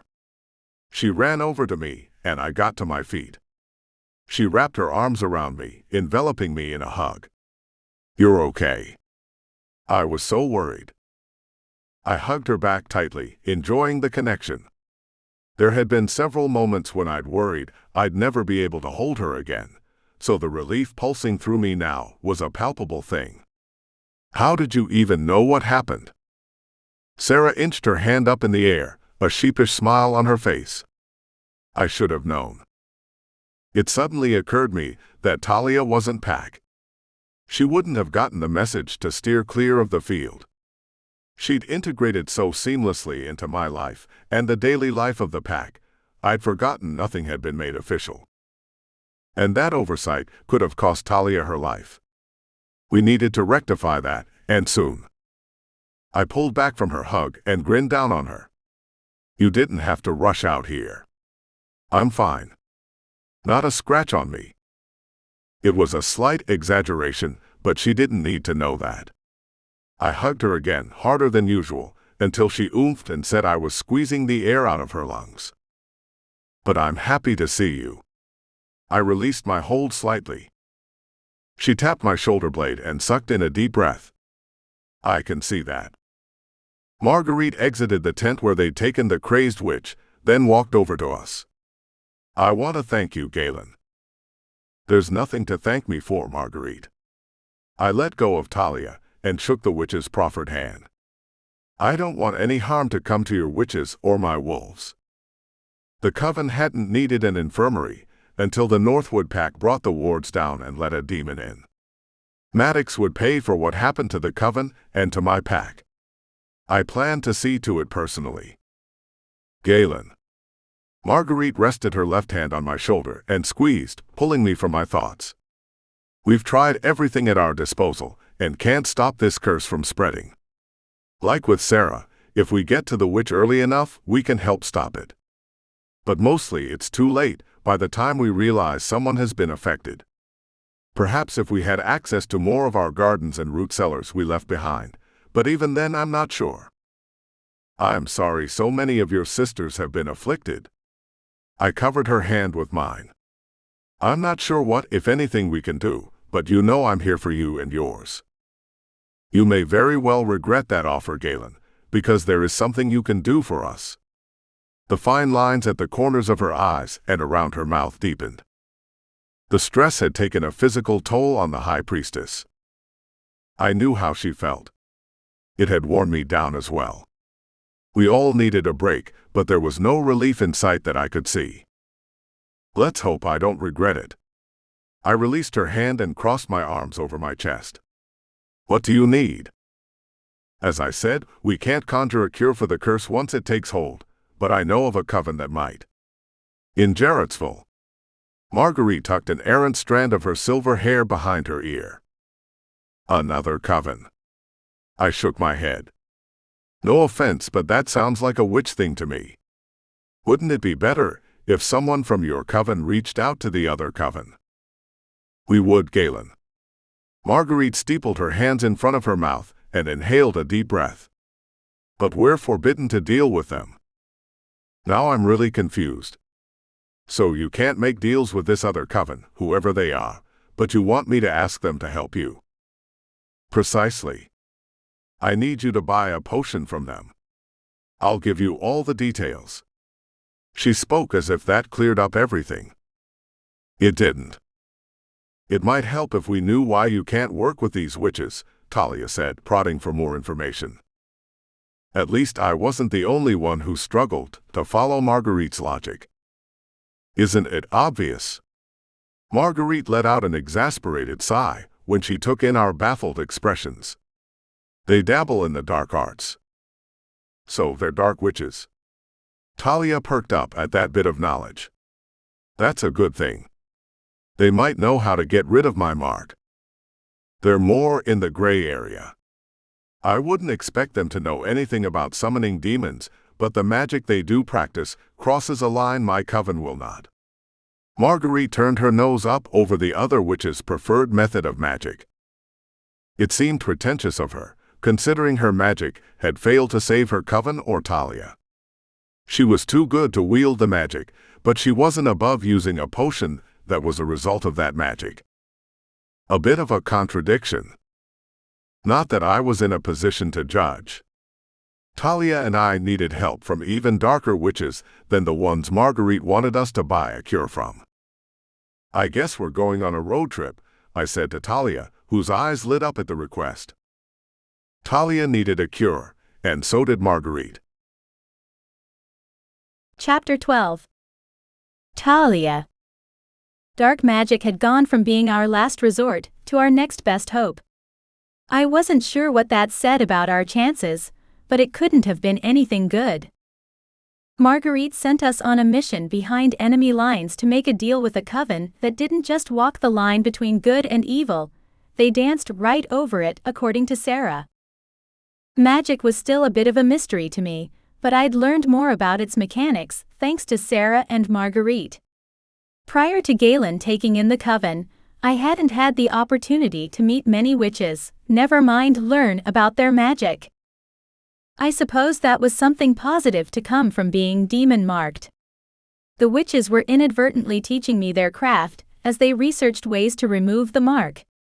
I wouldn't be able to wield magic because I wasn't born with that spark that made a person a witch, but it gave me a greater appreciation for who they were and a deeper connection to nature. When we left pack grounds and drove through the nearby town where Galen's bar was situated, I hardly recognized the historic district. Stores had been looted and burned. Windows were boarded. Trash littered the ground and blew across the street like tumbleweeds. The only people on the streets seemed to be afflicted witches who stumbled along the sidewalks, bumping into lampposts and benches like a horde of zombies. There wasn't a mortal person in sight. "Oh my God, Galen. It's so much worse than I realized." He sighed. "Yeah. There's a reason I closed the bar, and it wasn't just the pack wars." Galen slowed the truck to a crawl and took care not to reverend the engine or hit any debris in the road. We didn't want to draw the attention of the cursed witches. They seemed to be in a stupor, as if they were sleepwalking without anything left to attack. We preferred not to make a target of ourselves. The truck offered some protection, but Galen and I had seen cursed witches in action. The demons seemed to be able to make the witches' innate magic darker and more powerful. It was as if the curse enhanced and tainted their magic at the same time. After seeing what was left of the town, I felt better about the choices we'd been forced to make in relation to taking in the witches and protecting ourselves with wards. "Do you see any demons?" I looked away from the devastation outside my window and turned my attention to Galen. "Just the aftermath." He gripped the steering wheel with his left hand and curled his right into a fist in his lap. I put my hand to the window, wanting to heal the pain of the town and its people. The witches have their work cut out for them when this is all over. The shops on the opposite side of the street hadn't fared any better. It was a disaster area. "We all have our work cut out." Galen spoke in clipped tones, but I knew his anger wasn't directed at me. This is the Pack's town as much as it is anyone else's. We've been supporting this whole area for years, and we have a responsibility to the humans who live here to help fix it. My heart went out to Galen. He was an alpha to his very core, wanting to help anyone weaker than himself. Which, given his strength, was pretty much everyone. He also owned a business and home in this town. Surely it upset him to see that go to ruin as well. I wasn't sure he was up to me asking questions about it though, so I kept my comments vague. "I think it's admirable that you and your pack have devoted so much of yourselves to supporting the community. The Northwood Pack only cared about themselves. It was never about doing good, only what they could get." Maddox and his father give wolves everywhere a bad name. They'll get what's coming to them, Talia. I promise. Galen eased the truck into a left-hand turn and slowly accelerated when we reached the edge of town. Hey, can we chat about something else for a sec? His tone indicated that this was going to be a serious conversation. I twisted in my seat to look at him. Of course. What's up? It had to be about the pack, or us, or his dad, or the witches. Or even the demons, or my mark. Shit, we had a lot going on. David and I are in the process of drafting a challenge request to the Northwood Alpha. We wanted to take our time, make sure we cover every scenario and leave no room for error, no loopholes they can wriggle out of. I swallowed hard against the sudden lump in my throat. Okay. I didn't know what else to say. That hadn't been on my list of things to worry about at the moment. Galen glanced my way. I vow to end Maddox and his father's reign over the Northwood pack, Talia. And given your past, I want your blessing to do so. I relaxed back into my seat and stared out the windscreen for a minute, needing to think. You know I want to take them down myself, Galen. I want vengeance for my father. For me. For the life they stole. For everything bad they've done. Even though I now knew that I would have been miserable married to Maddox, the damage that they'd done to me needed acknowledgement. I know. But the last time you spoke of your need for vengeance, you passed out. I sighed. That's true. I hadn't forgotten I'd been so angry that my mark had burned and sent me into a short-time coma. So, would you leave the challenge to me? At least to begin with. I bit my lip, thinking quickly. I love that you want to do this, for me, and for the pack. But. I trailed off. Galen was an alpha. If anyone could beat my old fiancé and his father, it was Galen. Look, I understand your need for vengeance, I have it too, he said. And I know you're one of the smartest, strongest and most capable wolves I've met, Talia. But the Northwoods never fight fair, and I can't lose you. His words made my heart sing and squeeze tight all at once. I can't lose you either, I choked out. He reached out and squeezed my thigh. The touch sent heat right through me. But you'll let me send the challenge? I nodded and gulped out, okay. Yes. Thank you. His tone wasn't triumphant or gloating. It was respectful. Suddenly, I knew it was the right decision to let Galen do this. I didn't want to be hurt or upset about this.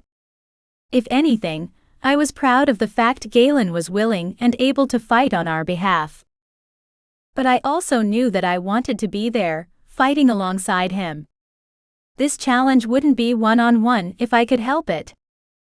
We were silent for a while, and I went back to staring out the window once the scenery changed to trees with canopies of gold and burnt orange leaves. How far is it to the town where the Dark Coven is? About an hour. Why, you have somewhere to be after this? Galen chuckled and spared a glance in my direction. Yeah, I am super busy. I mean, my calendar is so full. I smiled alongside him. We passed the time with a you laugh you lose challenge, telling each other bad dad jokes to see who would laugh first. Losing had never been so much fun. My stomach and sides hurt by the time we cruised into the Dark Coven's town. It looked a lot like ours. I don't know what I'd expected. Some sort of Halloween town or goth revival maybe, but nothing was painted black or decorated with bats and spiders. Nothing screamed welcome to Jarrettsville, home to dark witches, circa 1873. Did Marguerite say how we were supposed to find the coven once we got here? I marveled at the similarities of this little town to ours, but the major difference was glaring. These shops and residences remained untouched by crazy cursed witches. We don't find them. They find us. Galen pulled the truck into a parking space and turned the key, powering down the engine. That sounds ominous. I was only half kidding. Looks like the coffee shop is open. I could use a cup right about now. You want anything? Galen reached into the console and retrieved his wallet. He slid it into his back pocket as he stepped out of the truck. A latte sounds amazing. I'll come in with you. I hopped out of the truck and followed him into the cafe. On the surface, it appeared to be a normal coffee house with espresso machines brewing and frothing in the background. Bakery cases filled with muffins and cakes led the flow of traffic toward the cashier waiting behind the counter. But when I looked a little harder, I started to notice things. Things like the drink selection, poisoned apple cider or the Jacko latte. The day's special was soup bubbling away in a cauldron. Did we just get played by a bunch of witches? Galen turned and looked at the decor. It had shifted from a retro diner with checkered floors and red booths, to haunted mansion with black walls and purple chairs. Maybe. This is weird, Galen. I was wondering what a town that dark witches lived in would look like, and pictured sort of a Halloween vibe, you know? A bit stereotypical, don't you think? Galen bent down and examined the desserts in the glass cases. Yes, but I don't think that's really important right now. I crossed my arms over my chest and tapped my foot on the now black-tiled floor. Do you? Not at all. Galen straightened, turning toward me with a smile on his face. Okay, so what do you think is going on right now? The coven is messing with you? Yeah, I think so. But they'd need to have a mind reader to do that, right? You didn't say anything about it out loud until just now. So the coven would have to have a powerful psychic to know what you were thinking.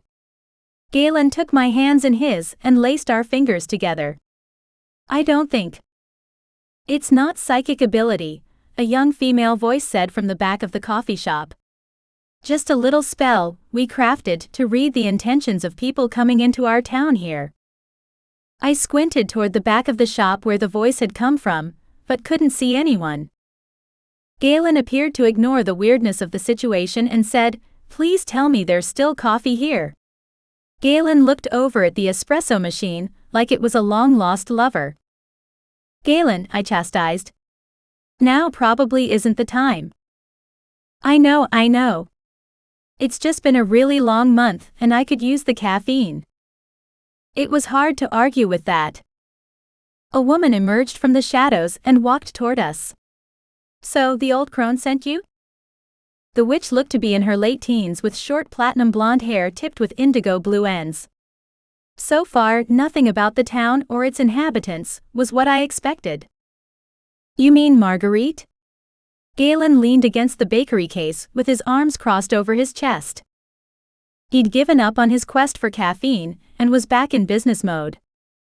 Marguerite had long silver hair and a few fine lines around her eyes, but she hardly qualified as an old crone in my opinion. That would be the old lady I was referring to, yes. The young witch slipped a black knit hat on her head, leaving just the blue bits of her hair exposed. What do you know about the demon curse that's afflicting the witches in town? I asked, hoping to get the ball rolling. You're going to have to talk to Angelique. The young witch motioned for us to follow her. I'm just the welcoming committee. I feel really welcomed, don't you? Galen muttered. I lifted the glamour and let you inside, didn't I? The witch led us down a narrow hall and out the back door. We may not be shifters, but our hearing is pretty good. I gave Galen a side-eyed glare and silent warning to curb his attitude. He raised his hands in a placating gesture. I'm sorry, he said to the witch. I get abrasive when I'm exhausted. But that's no excuse for being rude. It doesn't bother me, but I would be on your best behavior with Angelique. She's not as warm and fuzzy as I am. I'd met old wool blankets warmer and fuzzier than our escort, but I kept that comment to myself. No need to offend her again. We followed her down an alleyway that ran parallel to the stores that lined the main street through town. There were metal doors on the left side, each stamped in white paint with the store name. Matching aluminum trash cans were set on the left side of each door, and a large dumpster sat on the far end of the back alley. The witch turned right out of the alley and onto a residential street dotted with brick ranch-style homes, and a couple of small two-story homes with dormer windows and screened-in front porches. It reminded me of my old neighborhood. I looked at Galen, arching a brow. He seemed to pick up on my train of thought because he nodded and mouthed the word, "weird." It was like a carbon copy of our town. Except for the old Victorian house that sat on the corner lot. We didn't have one of those, and I assumed that it was the home of their high priestess. "Is that Angelique's house?" I pointed to the massive black and white three-story with scalloped wooden siding and clay-tiled roof. What gave it away? The young witch had the angsty teenager routine down pat, but I suspected she was older than she looked and acted. Just a good guess. I barely contained my eye roll. We weren't off to a great start, and I hoped things would improve when we met Angelique. The witches back home were running out of time. The young witch opened the gate in the hip-high white picket fence that surrounded the property. The front yard had herb gardens on either side of a concrete walkway that led up to an expansive front porch. She pressed the doorbell and the front door creaked open, revealing a grand foyer with a Tiffany chandelier swaying from the ceiling. I felt like I'd stepped back in time. Everything was matched to the period the house would have been built. "Bring them in, Aubrey." A woman's gentle-toned voice carried out into the foyer from a parlor off to the left. "Well, don't keep her waiting." Aubrey ushered us into the living room with a flap of her hands. My wolf growled inside of me as my heart began to pound. We had little defenses against witches, and here we were, just walking into the lion's den. Galen slipped his hand into mine and interlinked our fingers. We shared a single, worried look for a moment, before following Aubrey's request, and walked into the large sitting room. I wasn't sure what I was expecting, but a beautiful woman in a flowing white dress was not it. She was sitting on an elegant lounge, glasses perched on the edge of her nose as she stared at us. There wasn't a witchy thing in sight. Just a huge bookcase and luxurious rugs and cushions. Now that she'd dropped us off in front of the high priestess, Aubrey made her exit through a doorway on the opposite side of the room. "I have to say I'm disappointed my sister didn't come and speak with me herself," the high priestess said, her tone all honey and sugar. I gaped at her. Oh my God. Angelique was just a younger version of Marguerite. Gorgeous long hair and the same blue eyes.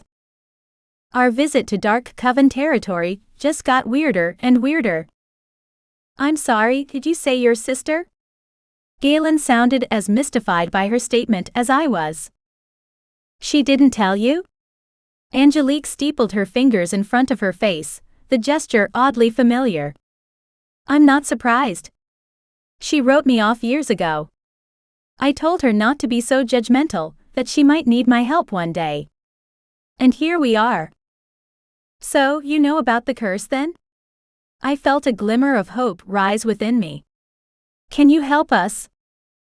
If she knew about the demons plaguing our town, and had a cure for their influence, maybe she could remove my demon mark too. Of course I know about the curse. Unlike my sister, I make it my business to know what is happening in the towns around my own.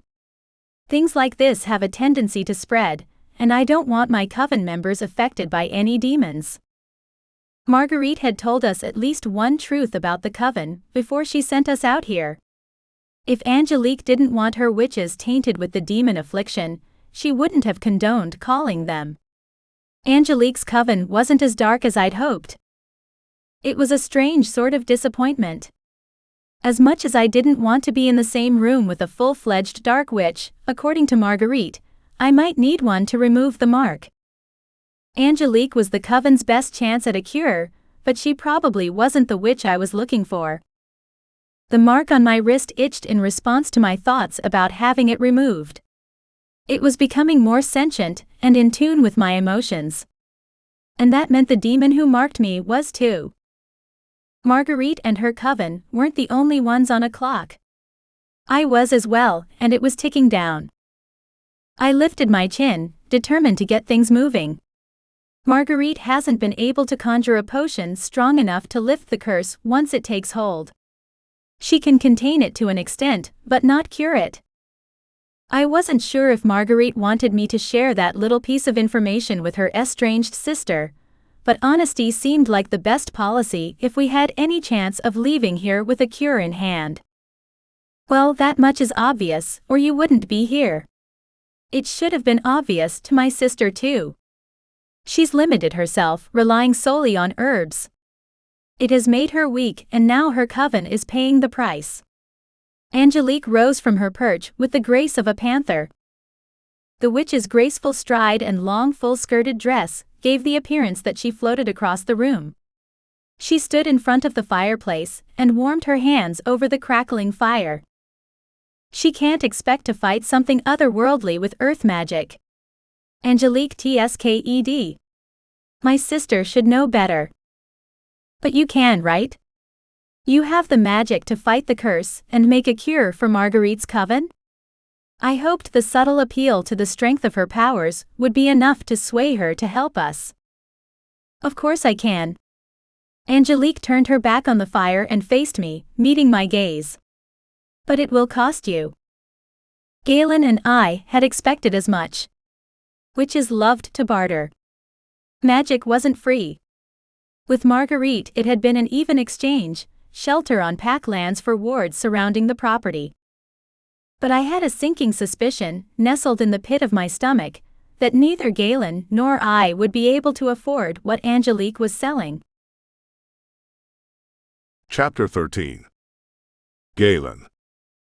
Angelique was Marguerite's sister. I hadn't seen that one coming. The fact that Marguerite hadn't shared that piece of information with me before sending Talia and I out for a cure shouldn't have surprised me. That woman played things close to her chest. Something I related to as alpha. I didn't share any more than I had to with pack outsiders. Still, a heads up about what Talia and I were walking into on her behalf would have been nice. The witches in my town preferred to blend in with the community. Here, the witches were the community, and the town operated as a front for their coven. They used glamours to conceal their presence and limited their contact with the outside world. The less people who knew about their dark magic practices, the better. They were less likely to be arrested that way. Humans were fine with the supernatural until things got messy, and dark magic was definitely messy. Tell me, Alpha, are you willing to pay the price for the cure to save my sister and her coven? Angelique opened an ornate metal box on the mantel, retrieved a cigarillo, and proceeded to smoke it, flicking her ashes into the fire. It depends on how much you're asking. I was pretty sure she wasn't going to ask for cash, but I could hope. I did have some money stashed away for emergencies. I figured a demon curse qualified as an emergency. No, that's not how this works. It's a yes or no question. Angelique took a long drag off the small cigar and blew a smoke ring in my face. I like to know what I'm buying. I folded my arms over my chest and held my ground. I wasn't agreeing to anything without the details first. You know what you're buying. You're buying a cure for the demon afflict. And how much I'm paying for it, I interjected, since she seemed hell-bent on splitting hairs. You're either willing to pay it or you're not. Angelique turned her attention from me to Talia, and my stomach clenched up in knots. Talia had already sacrificed enough. She had a demon mark. I wouldn't let her take on a debt for Marguerite when the witch couldn't offer anything in repayment. She'd already said removing the mark was beyond her. Talia didn't need to owe anyone anything. What about you, little wolf? I see you're willing to make deals with demons. Angelique pointed her cigarillo stub at Talia's wrist. What about with a dark witch? I didn't make a deal with a demon. Talia jutted her chin and squared her shoulders. The demon marked me, but I never asked for or received anything in exchange. You're telling the truth. Angelique's eyes widened, as she flicked the rest of her tiny cigar into the fire. That is very unusual. A demon doesn't mark a wolf for no reason. I'll pay it, I growled, drawing the witch's attention away from Talia. Excellent. The witch clasped her hands together and stepped away from the fireplace, the flames flaring behind her. Your firstborn for the cure to the demon curse. What? Talia's hands curled into fists at her side. I hadn't given children much thought since Jessie died.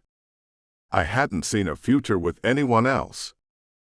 Until I met Talia. She made me want things I hadn't in a very long time, including a family. Love. Commitment. Children. Oh, your faces. Angelique swept her long blonde hair to one side and draped it over her shoulder. I'm just kidding. Talia didn't relax her hands. If anything, she looked even more upset than I was. No one's laughing. I moved to put myself between Talia and the witch. As much as Angelique needed to be knocked down a peg, we needed the cure she had to offer. So serious. Angelique rolled her eyes and sighed. Fine. We'll just get down to business then. The terms of this agreement are final and binding. She ran through the legalese of a contract that bound us to the terms of the exchange. Terms we hadn't negotiated because all sales were final and sealed in blood. Sacrifices had to be made. Angelique revealed a small athame hidden in the folds of her skirt. She ran the blade over the pad of her thumb and sliced it open. Blood welled to the surface and ran down the back of her thumb, across her palm, and down onto the carpet. I, Angelique Lilith Marchand, High Priestess of the Noctum Coven, offer this potion, and the knowledge of my foremothers needed to imbue it, to Galen, Alpha of the Longclaw Pack.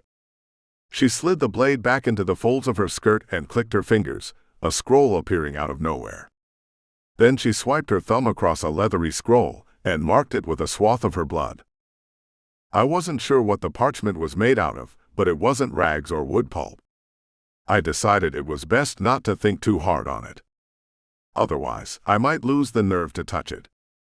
You haven't said what you're asking in exchange for the cure, I said. Well, since you so rudely refused my first offer.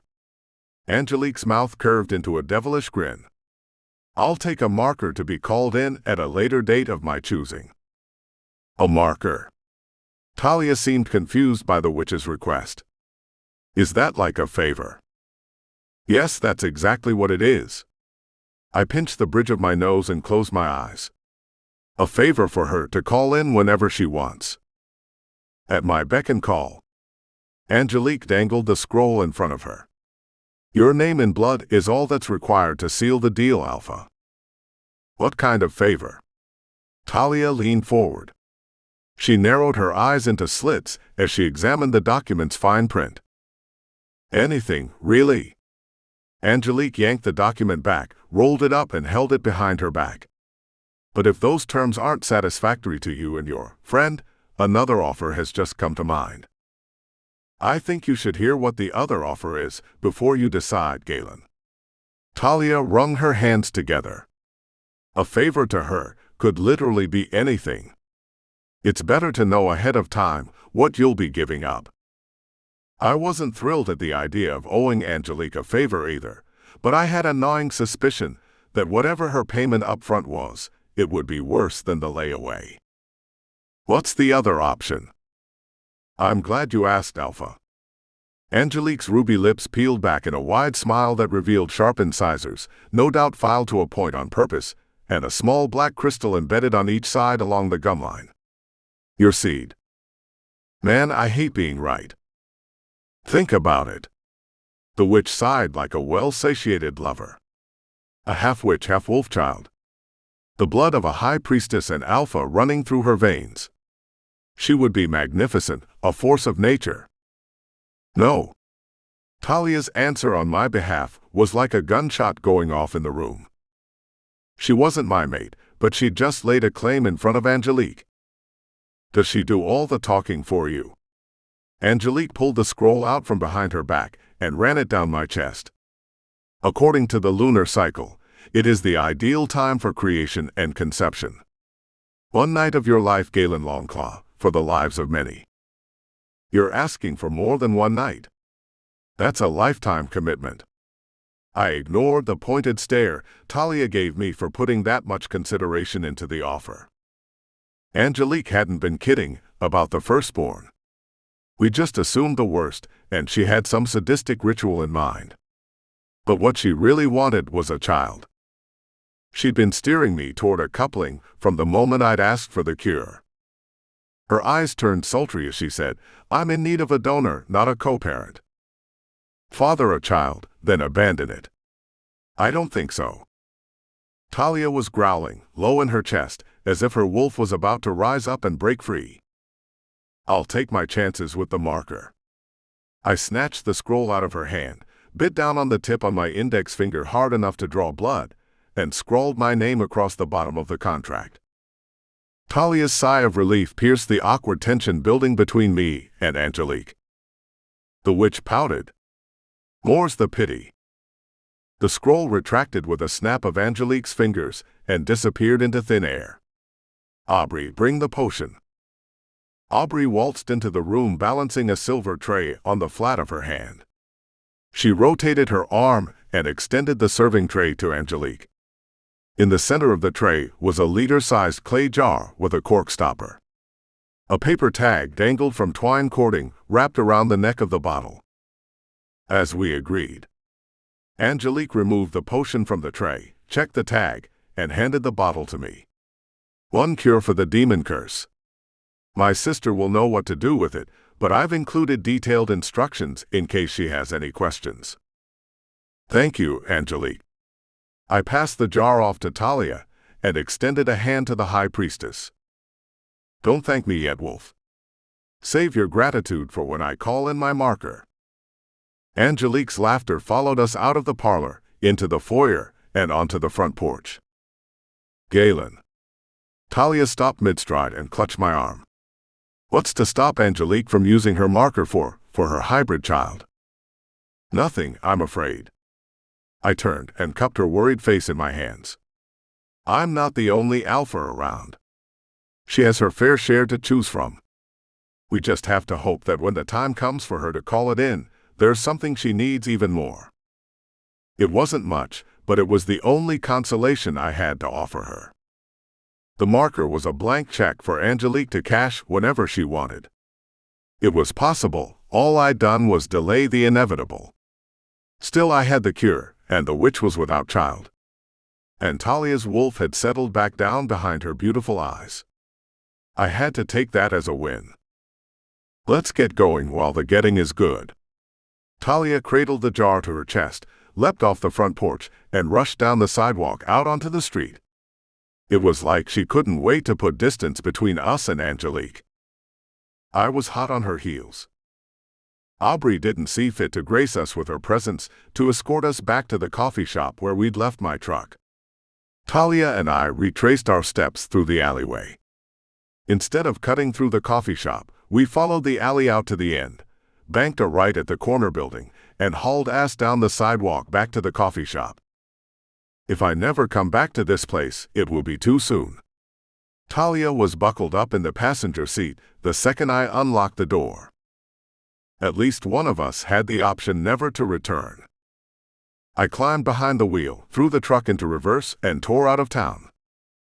We reached the main gate on the Pax property an hour and a half later. Marguerite and Sarah were waiting for us on the edge of the Coven's encampment. Both were eager to have the cure in their hands so they could replicate and administer the potion to their witches. "You might have warned us about Angelique." Talia thrust the clay jar into Marguerite's hands. "It was imperative you went in with a clear mind, free of influence from me. Had she sensed my influence in relation to your opinion, she may not have helped us." Marguerite checked the tag hanging from the neck of the bottle. "I don't think she was helping us at all," Talia grumbled. "She helped herself. My sister only ever does anything if she stands to gain from it." Marguerite handed the cure over to Sarah with instructions to place it by her cauldron and wait for her before she began the replication process. What was the price? A baby. I pinned her to the spot with a stern gaze. It was a good thing she had given the clay jar to Sarah, otherwise she might have dropped it on the ground and lost her one chance at saving her coven. Her hands clutched at her throat. You didn't promise her one. Marguerite's concern over her sister's desperation for motherhood confirmed my choice to roll the dice with a marker instead. Not quite. My options were to impregnate her tonight or agree to an undisclosed favor to be called in at a date of her choosing. We can only hope and pray to the goddess that she finds herself in need of something else from you in the future. Marguerite lowered her hands in front of her and bowed. My coven and I are in your debt, Galen. The price for our salvation was higher than I anticipated, and for that, I am truly sorry. Her contrition did a lot to soothe the jagged worries in my soul. Just take care of your coven, Marguerite, and finish the ward surrounding the property as soon as you're able. My phone buzzed in my back pocket. I recognized the pattern of the vibration for the silent ringtone. It was the one I'd assigned to my father's number. I need to take this call. Phone to my ear, I excused myself and stepped outside. Hey, Dad. How are you feeling? I felt better, son. His voice was thready and weak. The illness had ravaged his body, but up until then, his spirit had remained strong. He didn't sound like himself, and I feared I was losing him. I'm coming, Dad. I hung up and popped my head back into the tent. Talia, I have to go. She'd grown fond of the old man in the time she had been staying with him, and she took as good, if not better, care of him than I did. She prepared his meals, kept his room clean, but more importantly, she kept him company. I'll come with you. She started for the entrance to the tent. It's been a long, strange day and there isn't an end in sight, so why don't you stay here? I went back into the tent and pulled her into my arms, resting my chin on the top of her head and breathing her in. We're both on the schedule for watch tonight, so I'll go check on my dad and be back here in an hour or so. We could really use another set of hands here, if you don't mind helping out, Talia. Sarah zoomed by with an armful of ingredients, busy as she and her comrades were trying to replicate the cure. Okay, let him know I'll be in to check on him in the morning, and give him a hug for me. Talia held on a little longer before letting me go. I jumped in the truck and zoomed home. There I slipped inside and sat next to my father's bed. He deteriorated since I'd seen him last. The illness was working harder to take him away from me, and my father, our alpha, the strongest man I knew, was too tired and weak to fight it off any longer. I was losing him. This man was more than my father, he was my best friend and confidant. A sounding board when I needed advice, a shoulder to cry on. He'd raised me to be the man I was today. I owed him everything. I sat in the chair beside his bed and filled him in on everything that had happened with the witches, the demons, and the pack. I spared him the detail that he'd almost been a grandfather. I wasn't sure his heart could take that little snippet. I listened while he doled out more sage advice about my life. More specifically, my love life and Talia. She's the one, Galen. He gripped a pillow against his torso and coughed. Marry her or I will.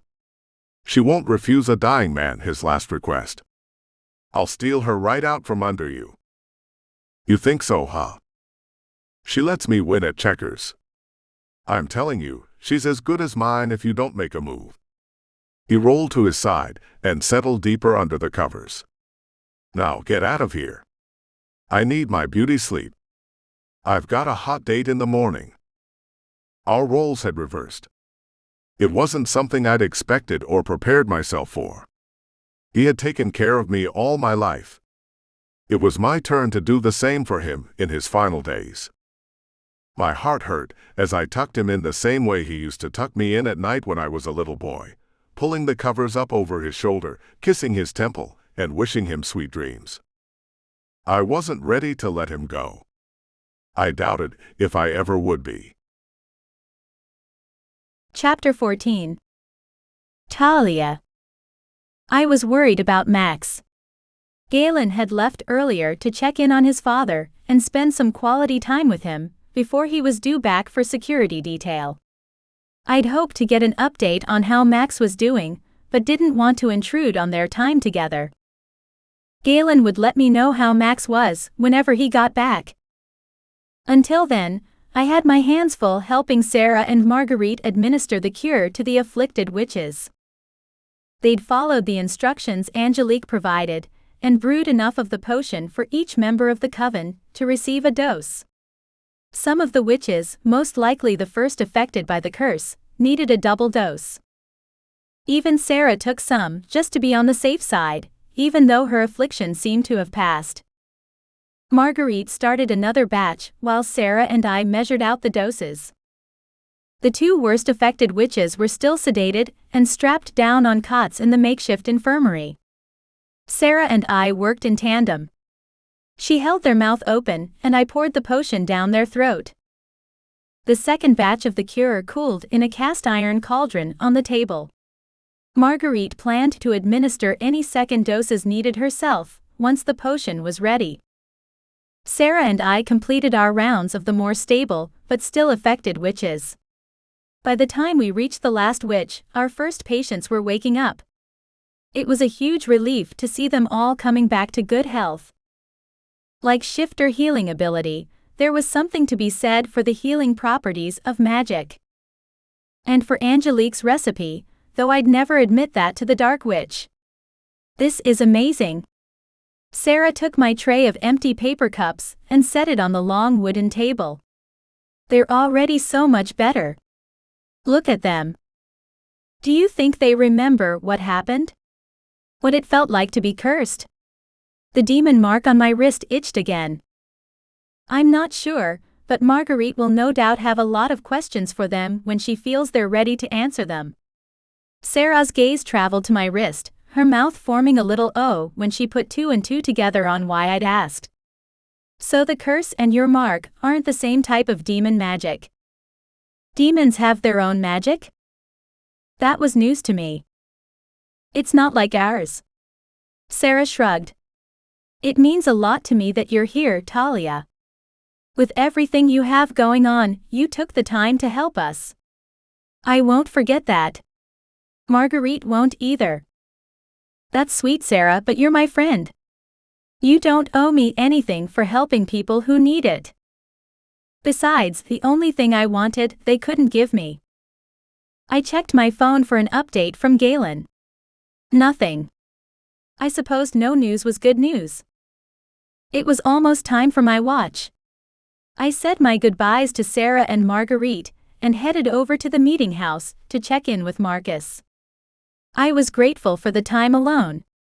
The walk afforded me a much-needed opportunity to clear my head. So much had happened recently, all of it strange. Especially our trip to Jarrettsville.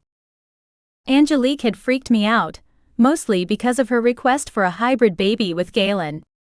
My wolf had almost jumped out and forced me to shift right there and then on the spot. No way was that woman, any woman, getting her hands on my man. My man? I couldn't help but feel proprietary over Galen.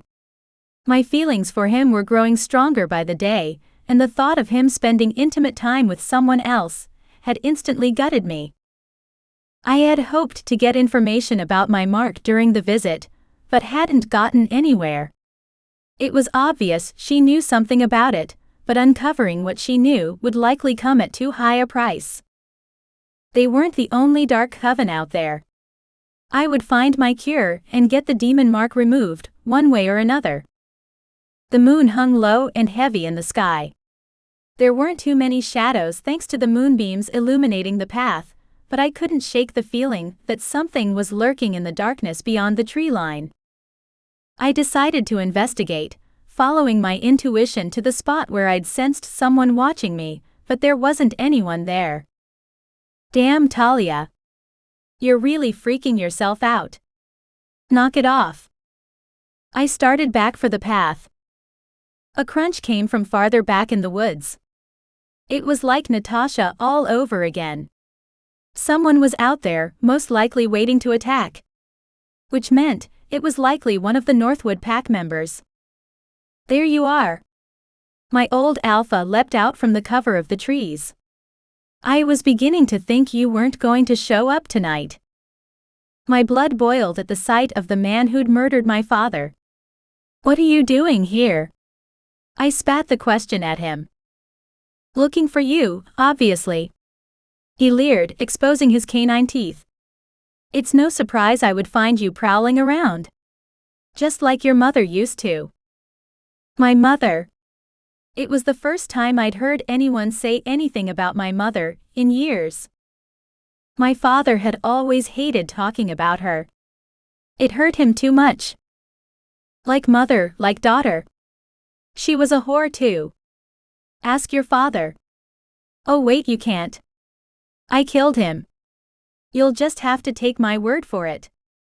His vitriolic words and acidic laughter shattered the peace of the night. I glared at him, feeling my wolf rise up ready for the call to shift. My mother wasn't a whore, and neither am I. I was still a virgin. Not that I was about to tell him that, but calling me a whore was the last insult I'd take personally. Maybe not. But she was just as dark, just as tainted as you. That mark on your wrist is proof enough. She wasn't sure if your father was really your father. Did you know that? He was too stupid to care, and married her anyway. He stalked forward, closing the distance between us. I inhaled sharply, clenching my hands into fists. You're baiting me into a fight, and I'm not going to fall for it. As much as I wanted to beat his ass into next month, Galen had drafted papers to formally challenge him. I'd promised to respect the process. Of course, that had been before the Northwood Pack Alpha showed up on Packland looking for me and spewing all kinds of hateful bullshit. Galen couldn't blame me for defending myself if this asshole attacked me first. I couldn't hide the smile that crept across my face. I hoped he would attack. Then I could beat the system and have vengeance without going back on my word to Galen. I just needed to play this stupid wolf's game and get him to hit me. Piece of cake. You didn't waste any time moving on to the next wolf. How long did you wait after your breakup with my son to jump into bed with Galen? The alpha spat at the ground beside my foot. Power-hungry bitch. Your mother was the same way. Fucking every wolf she could just to get ahead in the pack. You don't believe me? I'm speaking from experience, sweetheart. Vomit. Gross. No way. You're talking a whole bunch of bullshit is what you're doing. I kept him talking, trying to make him mad enough to take a swing. No one cares what you have to say, especially not me. It's why you're hemorrhaging wolves. You can't keep your own pack together. His lip lifted in a snarl. Ha, the wolves who left are useless creatures anyway. My pack is better off without people like you, or that worthless girl Natasha. He circled around me, stalking his prey. Only I wasn't his prey. He just didn't know it yet. My plan was working, and it wouldn't be long before he struck. Like a villain in a movie, he kept monologuing. I suppose you think you're clever. Trading up from my son to Galen. After all, Maddox won't become alpha for decades, but Max will be dead in days. I bit down hard on my lip to stop myself from screaming out at him. Bastard. The alpha kept going. But it won't last. He'll see you for what you are soon enough, and when he does, you'll be tossed out of another pack. Assuming you live beyond tonight. He lunged without warning, fist raised in a Superman punch maneuver. His fist slammed into my chin. My lower jawbone cracked and shifted out of alignment. I staggered sideways, groaning at the pain splintering through my head. But I used it to focus. He'd drawn first blood, which meant it was game on. I'd watched him fight off challengers enough times to know all of his moves. When he came at me with a left hook, I was ready, blocking it with my right, and landing a looping left to his temple. I caught him off guard, and made the most of the opportunity by throwing another punch. And another. He shifted his hands and swiped at my midsection with razor-sharp claws, shredding my shirt. I ran my hand over my stomach, expecting to feel gashes and come away with blood on my fingers, but the only thing he'd slashed was cotton fabric. The demon mark on my wrist pulsed. I felt a rush of energy, unlike anything I'd ever experienced before. Was it giving me extra power? "You made the biggest mistake of your life coming here, old man," I said through my clenched teeth and fractured jaw. The bones had begun to set crooked. I would have to have it rebroken for it to heal properly. A mistake? Hardly. I tried to rid my pack of the darkness. It started festering inside your mother when she was pregnant with you. And then you were born, and I knew it was inside you too. I could see it, smell it on you. He let his hands go in a flurry of punches. I dodged most of his strikes, copping one solid punch to my ribs that knocked the wind out of me. When I got my footing, I wheezed in a breath. "If you hated me so much, why did you let Maddox and I get engaged?" I didn't understand why he felt the way he did about me. I wasn't a dark or evil person. I'd been an upstanding and loyal wolf in the Northwood pack. None of this situation made any sense. My stupid son gets an itch he can't scratch, and you think that meant I endorsed your engagement? Please. Whatever evil you got in you, girl, is what lured him in. Poisoned my son until you had your way with him. He swung again, but I dipped left and dodged the blow. I tapped into the burst of energy from my demon mark, and threw a series of devastating blows to his face, each one hitting their mark. My knuckles screamed with pain, but the effect was satisfying. His nose broke, his eyebrows split open, and blood poured down his face. Galen's wolves howled in the distance. The cavalry was coming. But for once, I didn't want backup. I wanted to take out this bastard myself, and make him pay for what he did to my father. To me. To my mother's memory. I hit him again. And again. Marcus was behind me, shouting something, but the words were a garbled blur. I was lost to my rage, and the pulse of power from the demon's mark on my wrist. By the time Theo and Marcus reached me, my former alpha was a beaten, bloody mess. He was curled up in the fetal position, begging for me to stop hitting him. The only thing that stopped me from killing him was the knowledge that I would have then been in the running to fill the alpha position for the Northwood pack. I had zero interest in ever being a part of that pack again. I kicked him once more in the ribs for good measure.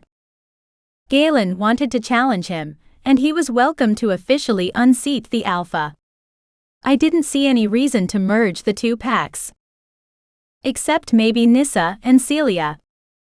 The memories of my old friends softened my heart, pushing the red haze further into the back of my mind. "Talia, are you okay?" Theo grabbed me by the shoulders and spun me around. Marcus checked the defeated alpha.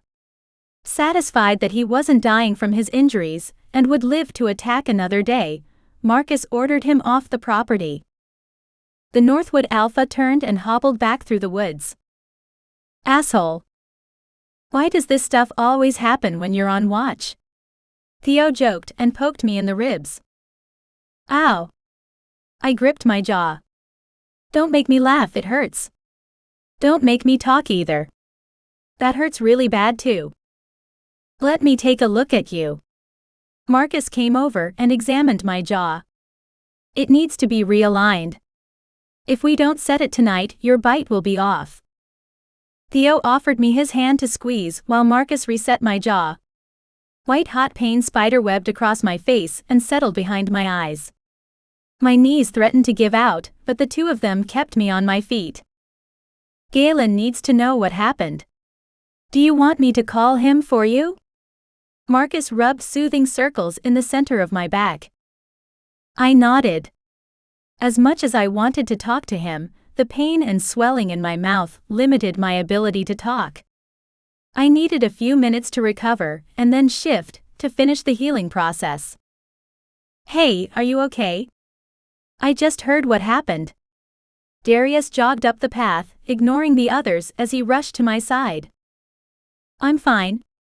I pressed my hands on either side of my face, supporting my jaw so I could respond. The sooner I answered, the sooner Darius would leave. Or at least that was what I hoped. I wasn't sure how he'd heard about the attack so soon. The only other wolves on watch were Marcus and Theo, and I hadn't seen anyone else when I left the witches. So who told him? Why don't I take you up to the meeting house? There are still a few cots left in there from the craziness with the witches. Darius gently squeezed my shoulder before trailing his fingers down my arm and reaching for my hand. I shook my head and pulled away from his grip. I didn't want to go anywhere with Darius. He totally creeped me out. Big time. I needed to go with my gut and trust my instincts. If I had done that earlier, I probably wouldn't have gotten kidnapped. Oddly, that scenario worked out for the best. Still, that was a fluke situation, and Darius was nothing like Galen. That nagging voice in the back of my head assured me that if I went anywhere with Darius, the situation would not have a happy ending. Marcus and Theo had Galen on a speaker call. They were both preoccupied with answering the multitude of questions he fired at them in rapid succession, and hadn't seen my signal for one of them to intervene. Are you sure? Darius asked in soft dulcet tones, the way one might speak to a child. You need to rest, Talia. Just relax and let me take care of you. He reached for me again, but I stepped back out of his reach. This time Theo caught the uncomfortable interaction. Talia, Galen wants to hear your voice. Even if it's a little garbled right now. Theo waved me over, inviting me to join in on their call, and providing me an escape route. I'd bested my old alpha in a fight, and I was shaking from the relief. I felt confident I could take Darius if I had to, but so far he hadn't done anything that warranted it. He was weird and set off all sorts of internal alarms for me, but that was about it. I couldn't justify punching him in the face when all he'd done was offer assistance. Darius had ingratiated himself into the pack. He'd spent time making friends and alliances, while I'd been busy running from one disaster to the next, and leaving a trail of damage in my wake. The best thing I could do for the time being was to politely turn him down and avoid him whenever possible. But if Darius started something, I wouldn't be afraid to finish it. Chapter 15. Talia. Galen was on his way. Marcus, Theo, and I all tried to convince him to stay with his father. The threat was over, and there was no need for him to rush to me and miss out on time with Max. He didn't listen. He wanted to check the boundaries himself, meet with Marguerite for an update on the witch's recovery, and work out a time frame for the completion of the new wards. And check up on me. He was not convinced when I told him on the phone that I was fine. May have had something to do with my broken jaw that hadn't healed at the time of our conversation. In this particular case, he was probably correct, and Galen may have had cause to worry. I was an effed up, insecure, neurotic, and emotional mess. My altercation with my old alpha had made me feel strong. But 5 minutes after he'd left and my jaw was hurting like the blazes, the tears began to run. I shifted into my wolf form to help with healing, but also so I could hide from the pain inside of me. The tipping point for my breakdown had begun. I didn't want to be coddled and told everything was going to be all right. Because the mark on my wrist said otherwise. I wanted to be alone. There was so much rattling around inside my head, I needed to process it all, and I couldn't do that with Galen or one of his betas hovering over me. The pain in my jaw subsided as soon as the shift happened, and would be 100% better when I shifted back from 4 legs to 2. Our ability to heal serious injuries was just one of the perks of being a shifter. Speed was another. I cut across the property, zigzagging through the trees, kicking up clumps of dirt and grass whenever I took a hard turn. The crisp, clean air, along with the smell of fresh pine and even the decomposition of foliage on the forest floor, soothed the voices in my head. But it didn't shut them up entirely. The alpha of the Northwood Pack's voice remained loud and clear inside my mind. He'd used a two-pronged attack, mental and physical. I'd heal the physical injuries easily, but the mental would take more than a shift to fix the damage. He'd accused my mother of being a power-hungry gold digger, and alluded to having an affair with her at some point. The thought of his hands on my mom disgusted me. Worse than that, he accused her of being tainted by darkness. Of being evil. As if she were to blame for whatever plagued the pack. He was a revolting man, and unworthy of the title Alpha. It was time for him to be dethroned. He'd accused me of being just like my mother, not wasting any time moving up the ranks after my breakup with Maddox. My relationship with Galen was still complicated, but I was in love with him, that was for sure. Our connection wasn't because I pushed him or manipulated our feelings. My new life was none of the Alpha's concern, or anyone else's for that matter. After all, he'd kicked me out of the Northwood Pack and forced his son to end our engagement. He even made Maddox attack the Longclaw Pack and me. Just like he sent Natasha after me. I'd earned my happiness, and I was going to enjoy every second of it. Just as soon as I got rid of the demon mark on my arm. All of my dark thoughts were like a storm cloud that hovered over my head and blocked out the sun. I should be happy. The Northwood Alpha had attacked, and I had defeated him. I'd beaten him. Not Marcus or Theo. Not Galen. I did it on my own. After years of living under his thumb, after the death of my father and my life being destroyed, I'd stood my ground. And I'd won.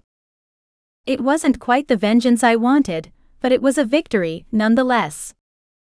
So why did his words hold such power over me? Why was every single negative thing he said ringing in my ears? Running wasn't having the usual restorative effects on my mood, but I pushed harder and ran faster in the hopes that I would feel better. I wondered if Sarah or Marguerite had a potion that could cure the melancholy that had settled into my heart and mind. Something, anything to wash away the hurt and anger. I ran the length of the boundary and cut across open ground at top speed through the field. The smell of my former Alpha's blood lingered in the air. His words continued to haunt me. What had my father or I ever done to become the focus of his ire? He'd killed my dad because of a mistake, then tossed me aside like I was nothing. The Alpha had said he wanted to cleanse the darkness from his pack. He'd tried with my mother and then again with me. I didn't understand what he meant. Had my mother passed something down to me? Why hadn't my father ever said anything about it? I always thought I was a good person. Had I been fooling myself? Did he know something about me and my family that I didn't? I found it hard to believe that he would be privy to the Linetti family secrets while I'd been left in the dark. That mark is proof enough. The Alpha knew I'd been marked. What else did he know? The demon symbol on my limb flared to life. It throbbed in time with the beat of my heart and seemed to grow stronger whenever I was angry or upset. As if it fed off those darker thoughts and feelings. The demon was feeding off me, eating my emotions. The connection with the demon terrified me, and I was frustrated that we hadn't made any progress in getting the mark removed. The longer it stayed on my arm, the deeper the demon's claws sank into my skin. The demon had a hold on me, had laid claim to my soul. It was just a matter of time before it came to collect. Part of me wished it would. At least then the waiting would be over. All the uncertainty was wearing me down. I was always putting on a brave face while everyone else's emergencies took precedent, and the most pressing matter in my life was put on the back burner once again. If the demon would only come for me, then I could at least fight him and try to win my freedom. To prove that the darkness wasn't really a part of me. At the very least, I could attempt to find out his name. But the demon never made a move. Its pieces were all on the checkerboard, safely in the back row, while I was forced to wait for it make a play and advance across the board. Galen called my name, but I couldn't face him. I'd gone to the dark corners of my mind, and I wasn't ready to come back to the light. Not yet, anyway. I continued to run. Dirt packed in between the pads of my paws and in the grooves of my claws. Bits of grass and leaves clung to my coarse coat. I must have begun to look like a wild and feral beast. In some ways, I was. In the Northwood Pack, I'd followed the rules, did what was expected of me, and never spoke up. I'd played the part assigned to me by Maddox and his father. But I wasn't that wolf anymore. In truth, I never had been. I'd made myself smaller to fit inside the box they'd put me in. A box that turned out to be a cage. I'd thought I loved Maddox, and worse, I'd thought he loved me. But Maddox didn't know what love was any more than I did. We were both wrong. It wasn't love at all. But maybe he and his father were right about one thing. I was moving on too fast, clinging to Galen and the safety net he provided. Not because of a desire for power, but for security. But is it really too fast when the whole world is crashing down and coming to an end? Demons were running loose, cursing witches, killing humans and attacking wolves. The town was destroyed, and the people looked to the pack to fix it. But the packs were at war with each other, and dark witches might have been the reason behind all of it. When I thought about everything that had happened since Galen made the fateful mistake of kidnapping me with the hopes of gaining an advantage over the Northwood Pack, my feelings didn't seem rushed at all. It felt like I knew exactly what I was doing. At least where Galen was concerned. The rest of it, well, I was making it up as I went along. There wasn't really a precedent for demon marks outside of a barter. Galen was intentionally loud, lumbering around in the woods, stepping on branches or piles of dead leaves to make his presence known. He stayed close, following my every move but never invaded my space. He respected my need to be alone, and at least tried to give me some semblance of that. It went against his better judgment as an alpha and as my kind of sort of maybe boyfriend. I knew that he wanted to keep me safe. But I wasn't sure that he could. Not if what the Northwood Alpha had said was true.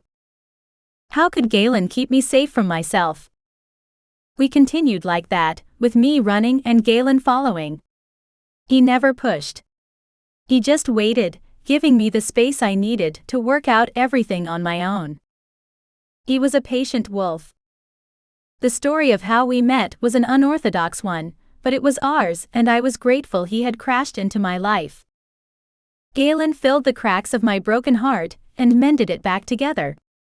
He showed me a true partner didn't expect you to lessen yourself, but built you up and helped you shine. He showed me what real love was.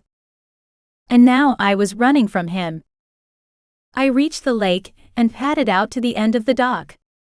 The placid black water looked like glass in the moonlight. I smacked my paw against the surface and watched the ripples spread out, distorting my reflection. The tiny wave I'd created dispersed, and the mirror finish of the lake's surface returned. I hardly recognized the wolf staring back at me when I peered down over the edge of the dock. The pointed ears, long snout and black nose, and the thick dark gray fur coat were all mine and familiar. But the eyes belonged to someone else. The intense sapphire blue eyes I normally boasted in my wolf form were gone. They'd been replaced with fiery red orbs. An unnatural, unholy color that belonged on a demon, and not a wolf. Terror gripped my heart. What is happening to me? I smacked the water again with my paw, destroying the reflection, and waited for the surface to calm once more, willing the image to be different. The same wolf stared back at me, red eyes and all. I gave voice to my fears and howled at the moon. Was I all those things that the Northwood Alpha said I was? A vessel for the darkness. Wicked. Evil. Damned. The proof seemed to be staring me right in the face. Was this how a demon was able to mark me without being summoned, or a deal being struck? It sensed some sort of evil inside me and claimed it for itself? Like recognized like. Galen answered my call with a howl of his own. He must have sensed my distress and decided enough was enough. He prowled out of the tree line and approached the dock.